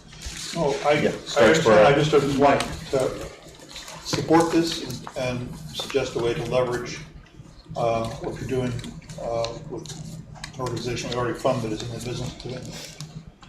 I move to approve the draft resolution supporting regional collaboration and shared municipal services among Addison County communities. I would second that. I just want to say something. When we went through the hiring process and hiring Mark, this was something that was important to him and us in bringing him here, and he's been successful in his last job. So thank you for doing this. Yeah, thank you. I hope to be bringing something back to you soon. This is great. I love it that you came from away and you've already started building the bridges rather than waiting for them to wash out. It's fantastic. Other comments, questions, concerns? All in favor? Aye. Thank you. Unanimous. Let's go. Fantastic. Thank you. That must have saved us a couple minutes. Not really. Next up is the annual nominations to town and regional boards, organizations, and other official town positions. To read the printed summary, each spring the town of Middlebury seeks applicants from the public to volunteer on town boards and committees, regional organizations, and various town official positions. We were presented with a summary of the current openings and the applications the town has received. The town has communicated with a variety of civil, business, and social organizations in the hope of connecting with their members about the possible interest in volunteering. Also broadcast through social media, email, and website. Public access television and the Addison Independent. Communications were sent to existing volunteers whose terms were expiring to see if they wanted to re-up, and town committee chairs if they knew people who should be presented. Just a quick update with one individual communicated today that unfortunately he's going to withdraw his application. That was Nathan, who was applying for the DRB as an alternate, and Holly Fulton, who emailed us just today seeking to be a part of the Conservation Commission. So in the spirit of trying to give everybody a chance to have their name considered, we received that copy. And we'll include her in the packet, obviously, for the next meeting. So my memory and understanding of this process is that at this meeting, we nominate all of the applicants? Yeah, essentially it's the full list, the summary document that Beth put together, plus Holly Fulton. And then at the next meeting, you would make selections. Typically, at least the way you've done in the past, is when there's competitive seats, you'll have individualized discussions. The others you'll appoint as a slate. Fantastic. Yep. I think we have a number of people who've put their names forward in attendance this evening, and certainly would like to give an opportunity for anyone who's suffered with us this long and is interested in speaking to come forward and let us know about your interest and the position that you've put in for. We also have one online, Sam. Fantastic. If you want me to. We can start that. Sam, I'm going to promote you here, so it should pop up on your screen as an option.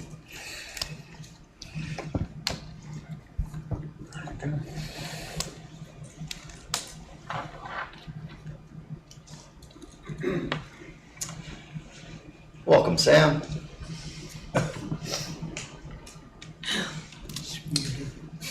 Did just have to unmute yourself, Sam. There we go. There we go. Perfect. Hi, yeah, my name's Sam Cale. I've been living in Middlebury for coming up on 5 years now, and I volunteered to, or I guess applied to serve on the Development Review Board, mostly because I've got an interest in seeing Middlebury grow in ways that work for its residents. I don't have any professional background in development, urban planning, other than a strong amateur interest and a semester of architecture school in undergrad. But I have some thoughts about the way Middlebury develops, and I'd like to get more involved in town government. I really love living in Middlebury and love the place that it is, and I feel like it's got a lot of potential. I'd love to see it go in good directions and do what I can to help steer it in good directions. I'm a big cyclist, and I will always be a strong advocate for walkable and bicycleable development, and I'm a big lover of malt and the open spaces around Middlebury, and would do everything to make sure those places are preserved as they are or enhanced going forward. Yeah, and if I had any big platform, it'd be trying to see some of the underutilized lots in Middlebury utilized better, see more densification where it makes sense, close to transit and the center of town, before we approve too many greenfield developments taking up our beautiful countryside. Great. Thanks, Sam. I'm a PA in Castleton. That's my day job. But we live over on Exchange Street. Cool. Any questions for Sam? Sam, just a question. Have you ever attended a development review board meeting? Or do you know what they do really, or as opposed to planning commission? Or I've sat in on a Zoom development review board meeting, actually for the Middle Road development, and I was unable to pipe in. I wasn't able to figure out how to do the raise the hand thing when that happened. For the development on the north end of Middle Road, adjacent to the dollar store. I think that was kind of the debate around that development, was kind of what piqued my interest in that particular part of town government. what was it about that you favored or didn't favor?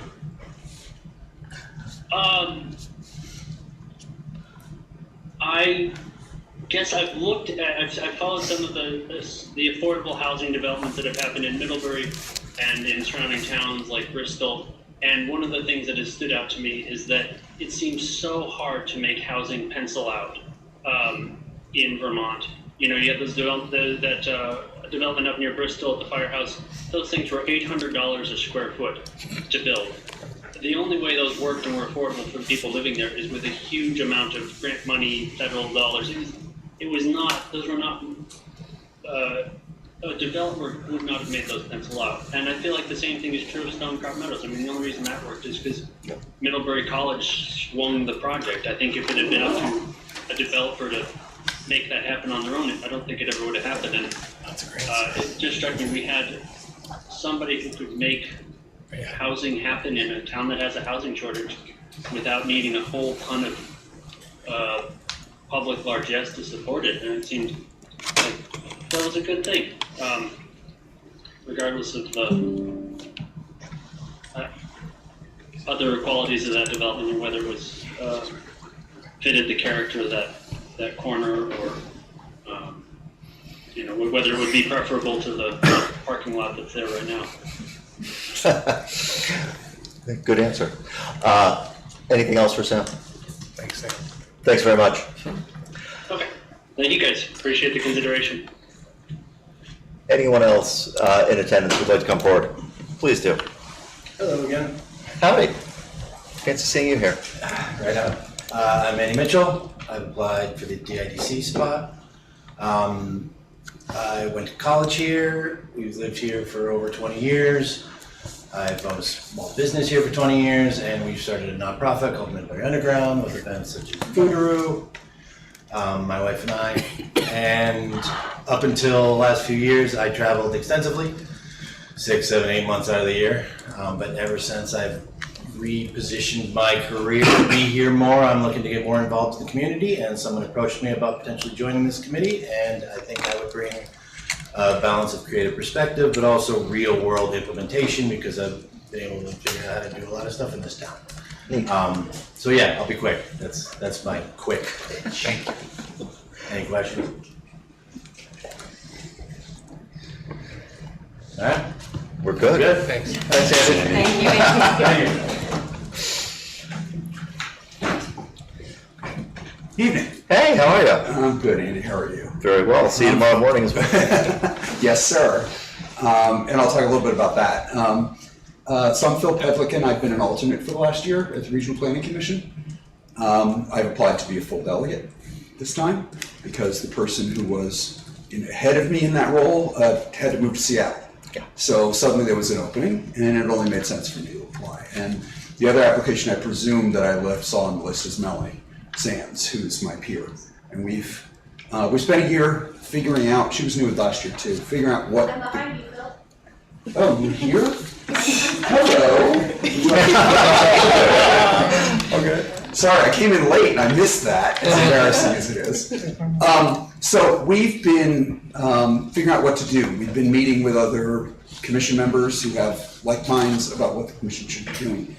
And we're making our way through you guys. Farhad, Danielle, and Fred, we haven't gotten to you yet, but we have appointments, either appointments or we've met with everybody else. Because we're trying to figure out how we close the loop between the commission and how do we communicate better, how do we figure out what you guys want from us as opposed to the other way around.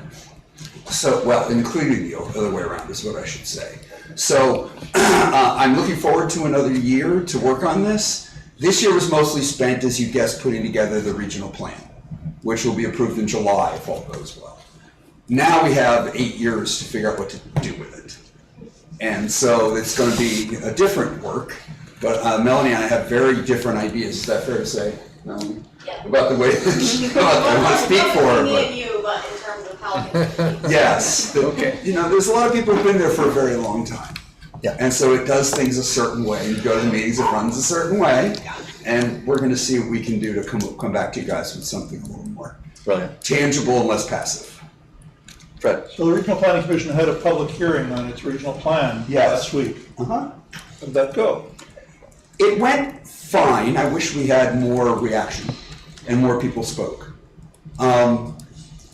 There were some good comments. There were some people who kind of, to be quite honest, missed the point of the document and started commenting on things that they should really be talking to the state legislature about. We don't really have any say on how exactly we input, because that was a big part of it, as you guessed, Fred, right? 2 people came and they wanted to talk about Act 181 and how it was unconstitutional or things like this, and it's not our purview. So we heard them loud and clear, but at the same time, we don't have a say in Tier 3, for example, which is, of course, which is where all the action is. Action is what everyone wants to talk about. So I think it was useful, but it's another indicator that people sort of take these things for granted, that they don't show up for these things. They assume that such a plan only has so much impact on their lives. And there are parts of it that it does and parts of it doesn't, and it'd be nice if we got more from that, to be honest, Fred, is what I would hope for. If more people showed up, I don't care if they're being more controversial, I would appreciate it. Hearing more input. A lot of regional planning delegates are kind of free agents. They don't really not connected with the town select board or other boards. Yes, sir. And you know, so you get things happening like the town on its own going out and doing resolutions for regional cooperation. Yes. And I think figuring out ways to be better connected would be an important function that a regional planning commission. Yes, and that's exactly what we're up to. I should have mentioned we met with Mark and Alicia as well, to make sure that we're connected in that direction. That was when Mark told me he was having the meetings on the resolution that you just responded with, and of course I probably had the same reaction that you guys did. You're not already doing that? Yeah. Wouldn't that be a good idea? Well, It seems obvious to us. We were like, oh, good, that'll close the loop. Sure. And I was interested in what you said earlier, Fred, because it was, how do we use the planning commission for that? And that's not where we went with the last conversation. We probably got to figure out how to connect those dots. Because, there's money, there's other such things there, although don't get me started on the finance. Yes, I was chair of regional planning for 4 terms. I didn't know that. So. I knew you were chair, I didn't know how long. Too long. Anyway, thank you for volunteering to serve. Thank you for your comment. Thanks, Phil. Pleasure. Melanie? I'll make it quick. I should have come up with you maybe. Yeah, That would it's all right. Melanie Sands. I think in the summary packet I'm listed as Melinda, but it's Melanie. And so, I know, nerdy comment. But I'm one of your current delegates to the Middlebury Regional Planning Commission, seeking an appointment for another term.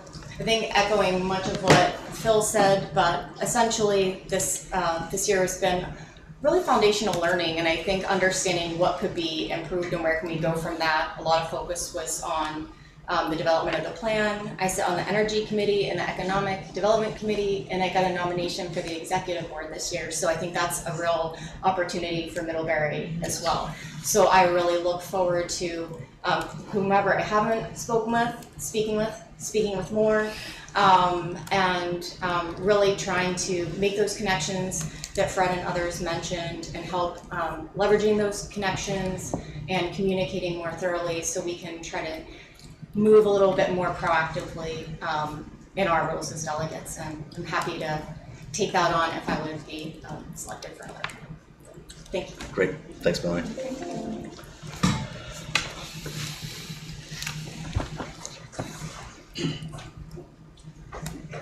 Hi, my name is Jamie Hand. I am on the Energy Committee, and I'm seeking reappointment to the Energy Committee. I'm a licensed mechanical engineer. I've worked for 15 plus years in mostly in energy efficiency, so trying to find ways to make buildings less wasteful, reduce energy consumption, reduce utility costs. I do that currently with Pacific Northwest National Lab, remotely from Middlebury, so it's part of the Department of Energy. I travel all around the country to do energy audits and energy resiliency studies for the Army, for large federal courthouses, federal office buildings, and in my spare time I like doing that for town. Great, that's awesome. I think your information on the police department and its imminent needs to the Energy Committee was very helpful. Thank you. Thank you for your service. Thanks so much, Shane. Thanks. Come on up. I'm Dylan Voorhees. I have been serving on the Energy Committee also for the last 3 years and seeking another term. I'm also an energy professional. I work more in policy. I currently help administer a $500 million heat pump program for the New England states, most of the New England states except Vermont, but all the other states, running a heat pump program that I help work on. You've heard a lot about energy tonight, so I don't need to say a lot more. I just would emphasize maybe 2 things that were said. I thought my presentation was really good. This is all about decision making and the infrastructure of decision making. The decisions that are made are either made by default or they are made by some deliberative process. And there's no avoiding decisions. They're either made in one direction or another. The only way we change is by disrupting the default decision making, which is always going to be the easiest way of making decisions. We're really not interested in, as you asked, Mr. Chairman, risky decisions. We're interested in more deliberation, and that's why the point about capacity is an important one. And every once in a while, there will be these really big decisions like the wastewater dryer where the Energy Committee is going to come forward and talk about it. But we're not going to, well, Jamie might, but we're not generally going to go around and point out, light bulbs that need to be changed. That's not a good role for us as volunteers. We want to help the town have a better decision making. So when it's time to buy a vehicle, there's a deliberative process, et cetera. Yeah. And then the last thing I'll just say is about your question about, and Ross's point about collective action. If any of you have ever asked anybody for their vote, you understand what cumulative impacts are. If you've ever voted, you've cast a single vote, and that's the only way that elections are decided. So same thing, collective action. If you believe in the process of one person voting, then you get it. That's thank you. Did I answer any questions? I think we're good. Thanks. Thanks, Dylan. Thank you. Laura. All right, Laura Sermley. So Transportation Yeah. Advisory Committee for the Regional Planning Commission. So I'll be putting in my hat for that again. They're meeting tomorrow. They're going to hear from V-Trans about local input in their transportation plan, and that reflects priority projects, which we have some here, don't we? in Middlebury. So I'll be listening for that to reflect that back to you, and you can do the same with me. So I just wanted to let you know that in that capacity, I'm always not sure where to plug in, like, should I attend infrastructure, like to report through there, or is it here? Like, so I am asking myself that question. A perfect thing to do is to make sure that those minutes come to us with annotations, if you'd like to make any. And if those get in our packets, we'll have them bi-weekly. You mean the minutes of the... Of TAC, yeah. TAC? Okay, that would be... That's a great path for keeping us informed. Well, that's for keeping you informed, Yeah. but I mean... And the back, be short. Anyway, I think about that. And so just, that was one thing. And then the Public Health and Safety Committee, like in terms of its composition, it didn't show up, and I'm guessing that, the roster that you showed of committees and commissions really is only the groups that have term limits, and because that committee doesn't have term limits, maybe it didn't make it on the list, and I just wonder where our discussion is about that particular committee, and especially because it will be meeting, and it's dangling, like the membership and whether we're inviting them, to that meeting now that we're in the new select board round. So I guess I need a little guidance on that, and that would be maybe cycling back with you, Mark, on that. I think that's a good discussion that we need to have. Thanks, Laura. Okay. Thank you. Howard, come on up. Howard, you gotta come up. Try and save your schedule here, but. Yeah, it's fine. Yeah. So Howard Nicholas, looking to renew the membership on the Energy Committee. Long-term member, I guess it's been 12 years now. So I've seen the evolution throughout. Really, when I started on the committee, it was a lot of discussion, what can we do kind of thing, and seeing it evolve. And I think Mike's done a phenomenal job. I was a previous chair of the committee, and very happy to hand it off to him. He's done a fantastic job, and I think what I at least add to the committee certainly is legacy information. There's a lot of history there that I can certainly still bring, I guess. Yeah. Continuity is always important. Yeah. Fantastic. Thanks, Howard. Thank you.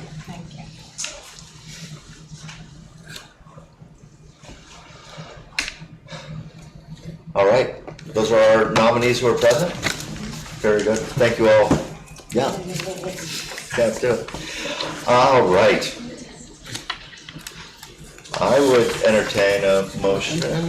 I would move to nominate the submitted applicants to town boards and other official positions for consideration and possible appointment at the next scheduled select. Yeah, thanks for that correction. A motion? Second. A second? Comments? Concerns? Hearing none. All in favor? Aye. Very good. I was wondering where that came from. Mark.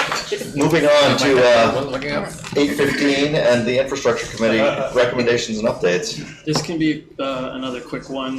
Yeah. Emily was unable to make it this evening. Yeah. Matt is here if you have any technical questions on these two agreements, but in your packet was two engineering agreements, one for South Street Phase 5 and one for the Cross Street Bridge.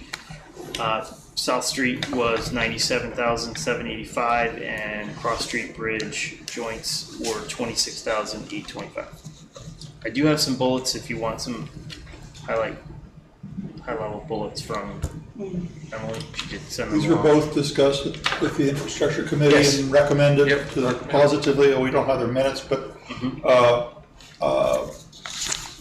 so I would, can I do it two first? I move to approve the proposed contracts for Middlebury Adjourn for $97,785 for South Street, and for VHB engineering agreement for Cross Street Bridge for $26,825. Second. Amazing. Moved and seconded. Any additional discussion? I will wait for Megan's return so that we are all accounted for. Keep the minutes clean or not? Are we okay with 6 and the missing? All right. All in favor? Aye. Yeah. Number 11, Charter Review Committee presentation update. Fred, let's assume that we've all read this thoroughly. Yeah. So this is just to hand it off from the committee to the full select board. And I want to acknowledge the other committee members, Andy Cooper, Izzy Govarty, and our staff, David Sofrin and Mark Pransky. The team, we met several times. There's a document, there's 3 documents in your packet. The last one is written really as something that would be for the audience of people who haven't followed this. Introduction to people in the town, new members on the select board. This is self-explanatory. It describes what a town charter is. It's fundamentally our constitution of how local government works. Why are we doing this?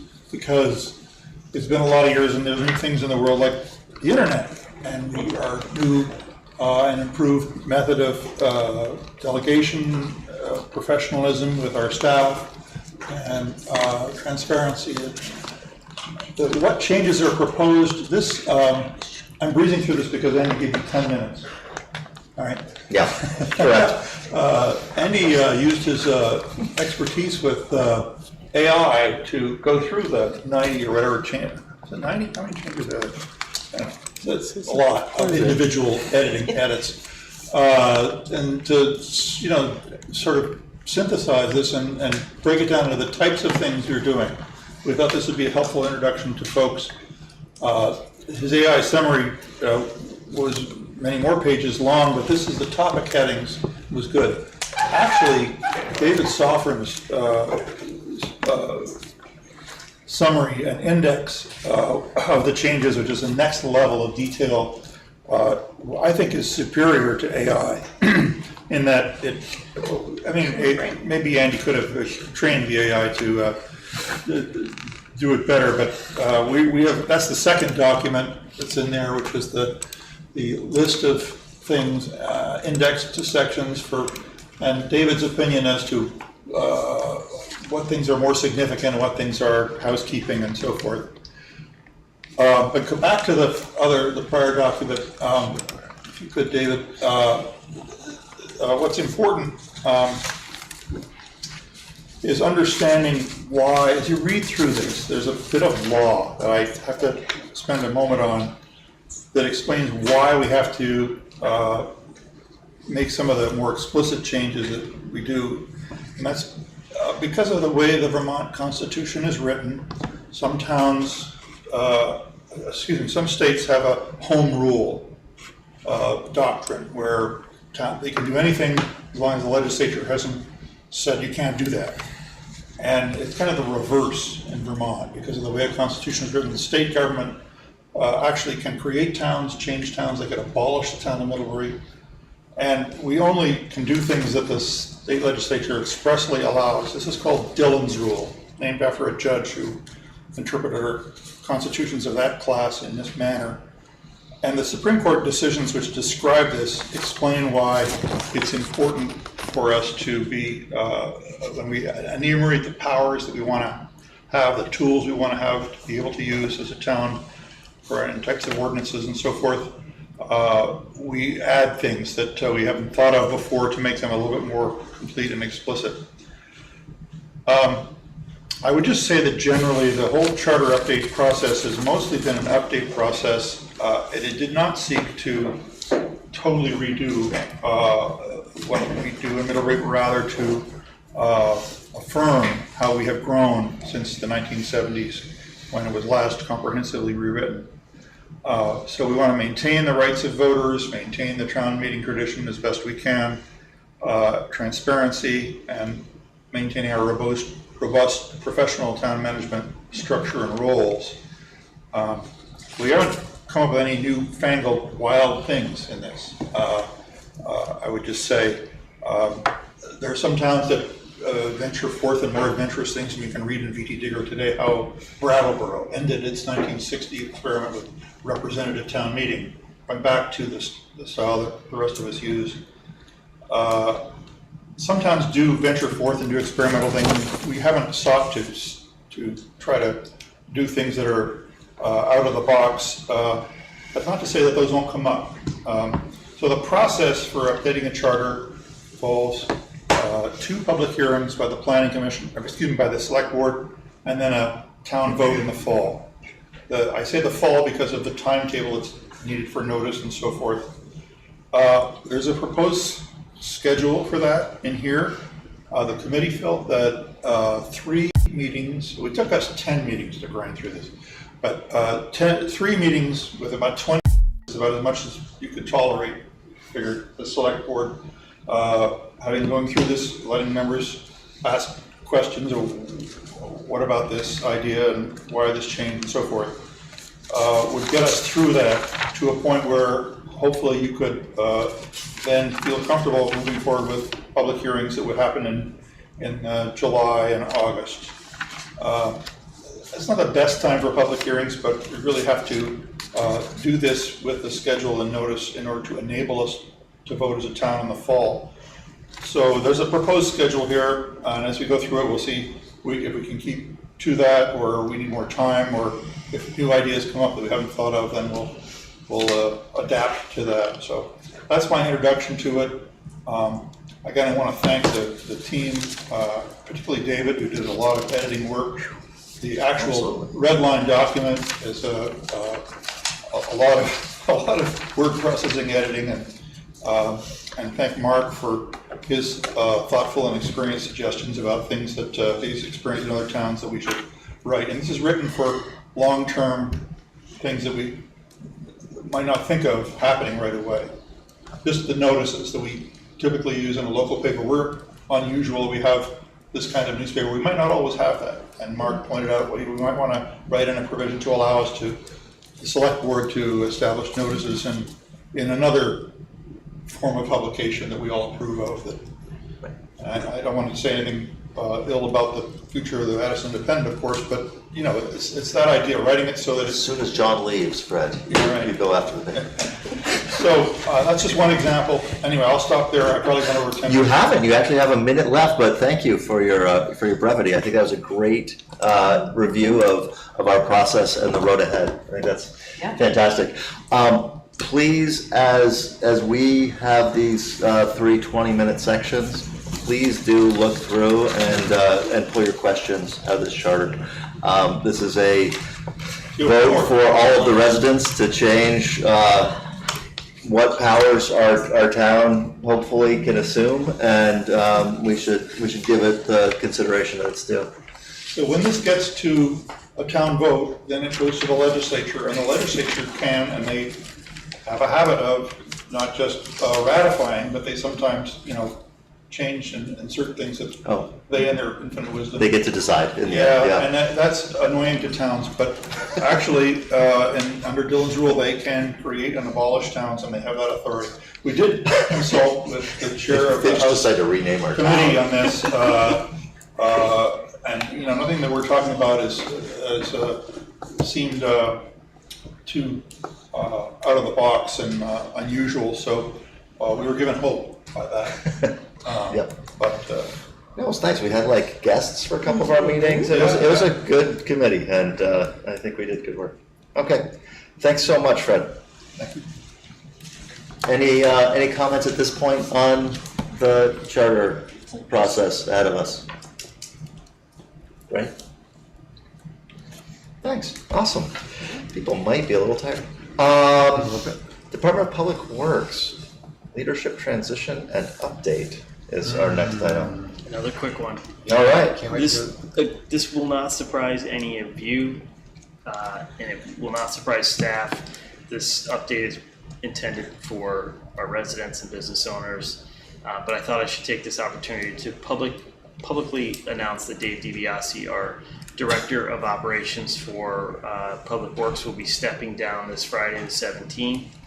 Emily Charrington will handle oversight of the wastewater division during this transition, and Matt Cram, who's here with us this evening, has been appointed as Interim Director of Operations and will oversee highways, water, and buildings and grounds. And we do not intend to advertise this position immediately. We think this might be an opportunity to adjust our leadership model in that department, so we're going to just see how it goes and check in periodically. Great. Just want to add our equipment also, our mechanics to that list for Matt's oversight. You want to come up and say something, Matt?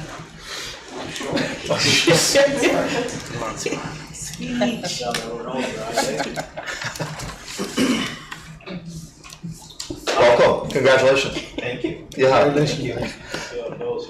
Yeah. Little background with me, I guess. Born in Middlebury. Raised in Middlebury, lived here my whole life. This will be my 25th year working for the town. So, started out driving the sidewalk tractor, working my way up through, and then through progression, became the crew leader in the highway department. And then the position opened up for highway division chief, which I'm in that position. And it's going very, very well. We've made a lot of changes. Right. And it's gone really, really well. I care a lot about this town. I care a lot about our employees. I can't say enough good things about them. So I am looking forward to what is to come here in Middlebury. I really am. I'm excited. There's a lot of things to do, a lot of work to do, a lot of projects happening, and I'm all for it. So that's what I have to say. Fantastic. I'm excited. Yay. That's I hope you guys are as well. It's a great story. I love it. Yeah. Congratulations. We go, I know Matt from since he was in high school. Wow. He's a great guy. Wow. He was on a football team, and his first job was at my store. Yeah, you missed something in the middle, I knew that. but great guy. And I also, after Fahad, I went to work for John Seeley, so Heather Seeley. Oh, wow. Yeah. And that's where I got into construction too. Neat. So, yeah. Very cool. We're lucky to have you here. Yeah. We're lucky to have you. Thank you so much. Fantastic. This is great. Yeah. Oh, awesome. Hey, look at that. We're not an hour behind. Select board concerns. Frederick. No. Perfect. Danielle. Sure. Your concern was? Right now. All right. No concerns, just wanted to share that Danielle and I went to the Selectboard conference, essential conference thing over the weekend, and it was awesome and inspiring, and we learned a lot, and we have various things that I will share with you guys, including templates for onboarding that I thought I was pretty excited about. So that I felt might be helpful in making some of these things we talked about at our retreat, like the finance, specifically like the finance stuff. So I haven't dug into the templates yet. They just sent the follow-up with the slides and the link. So I'm gonna dig into those and see if there's anything we can use. Fantastic. Great, we have great expectations now. The LCT has a lot of resources. It's great to have them kind of show you where they are. Yeah, it was good, worthwhile. Vermont Department of Labor reached out to me to let me know that on April 30th, they're gonna be hosting a job fair here in Middlebury to kick off a statewide traveling job fair. So at our 28th meeting, I'll probably have more details, and I'm sure they'll become public of where and when. Yes, so there is direct appointment outside in the parking lot. Yeah, it is. Farhad's got it. Ta-da. There we go. At the rec department on the 30th. Very good. I have no concerns. I appreciate the tour today. It was wet. It was very informative. Super dry now. It was super wet, and one of us is still wet. I think. No concerns. Great. Dan? Okay, I want to continue a conversation we started about volunteering for a community supper. Oh, yeah. So we need to pick a date. Obviously on a Friday night. Last time I checked, I think all the June dates were available, and July and August dates are still available. Are you going to send out a doodle poll so we can I match will our work schedules with Mark against? Because I don't have that. And we really need to consider there's all kinds of models that we can do. Or we can do the whole bang up thing. There's a whole staff there that will support us. We can just go serve, or we can go cook, plan the meal, cook, and serve, and they have a cleanup crew, but we can clean up. So, and we can also pay for it, which is really important in this thing, because it's all charity. So think about what Friday night you would want to be, and I would really like some input what you want to do. I've done these before with my business and some personally. I have done a couple evening serving. It is wonderful. So what do you recommend, that we serve or do something? I think we should do the whole thing. I think we should cook and have a blast. And the cooking is generally on Thursday. It's all according to what you're preparing. Okay. I mean, it might be Thursday, but it could be. Cooking takes a lot more time. It can. It does make it time. I'm not going to put myself on the spot here, but I think I'm the only one in the room that's been to culinary school to learn to cook. So, all right. Another little magic tidbit there. We're learning but I can get my ass every kicked in meeting. that kitchen in a nanosecond too. Yeah. But think about it. If you want to belly up to the stove. Cool. And we can design the menu too. And only one of us has been to culinary school. Yeah. I'm just going to say. Or only one of us has been to culinary school. There's a restaurateur right there. It could be front of house. We can do flatbread the whole night. Well, that'd be easier. Yeah. And they would love it. They actually have they have a pizza night once a month. I think it might be, well, it probably was Green Peppers that provided them. I'm sure they paid for them, but Green Peppers. Yeah, probably. Mark was always is always been in the community. So, so we could have evolution salad. I mean, my favorite salad in the whole world. So good. That's a really good salad. So I need help on that, but first of all, I'll get Mark to put out a. I made a note to connect with these. Okay. Okay. Thanks, Dan. Yep. Yeah, Izzy and Farhad and I had a lovely breakfast. Just making sure that Megan's going to communicate to the next crew of our rotating. And two of them showed up at church after that. Oh, it's true. You know, I was up, so I might as well go.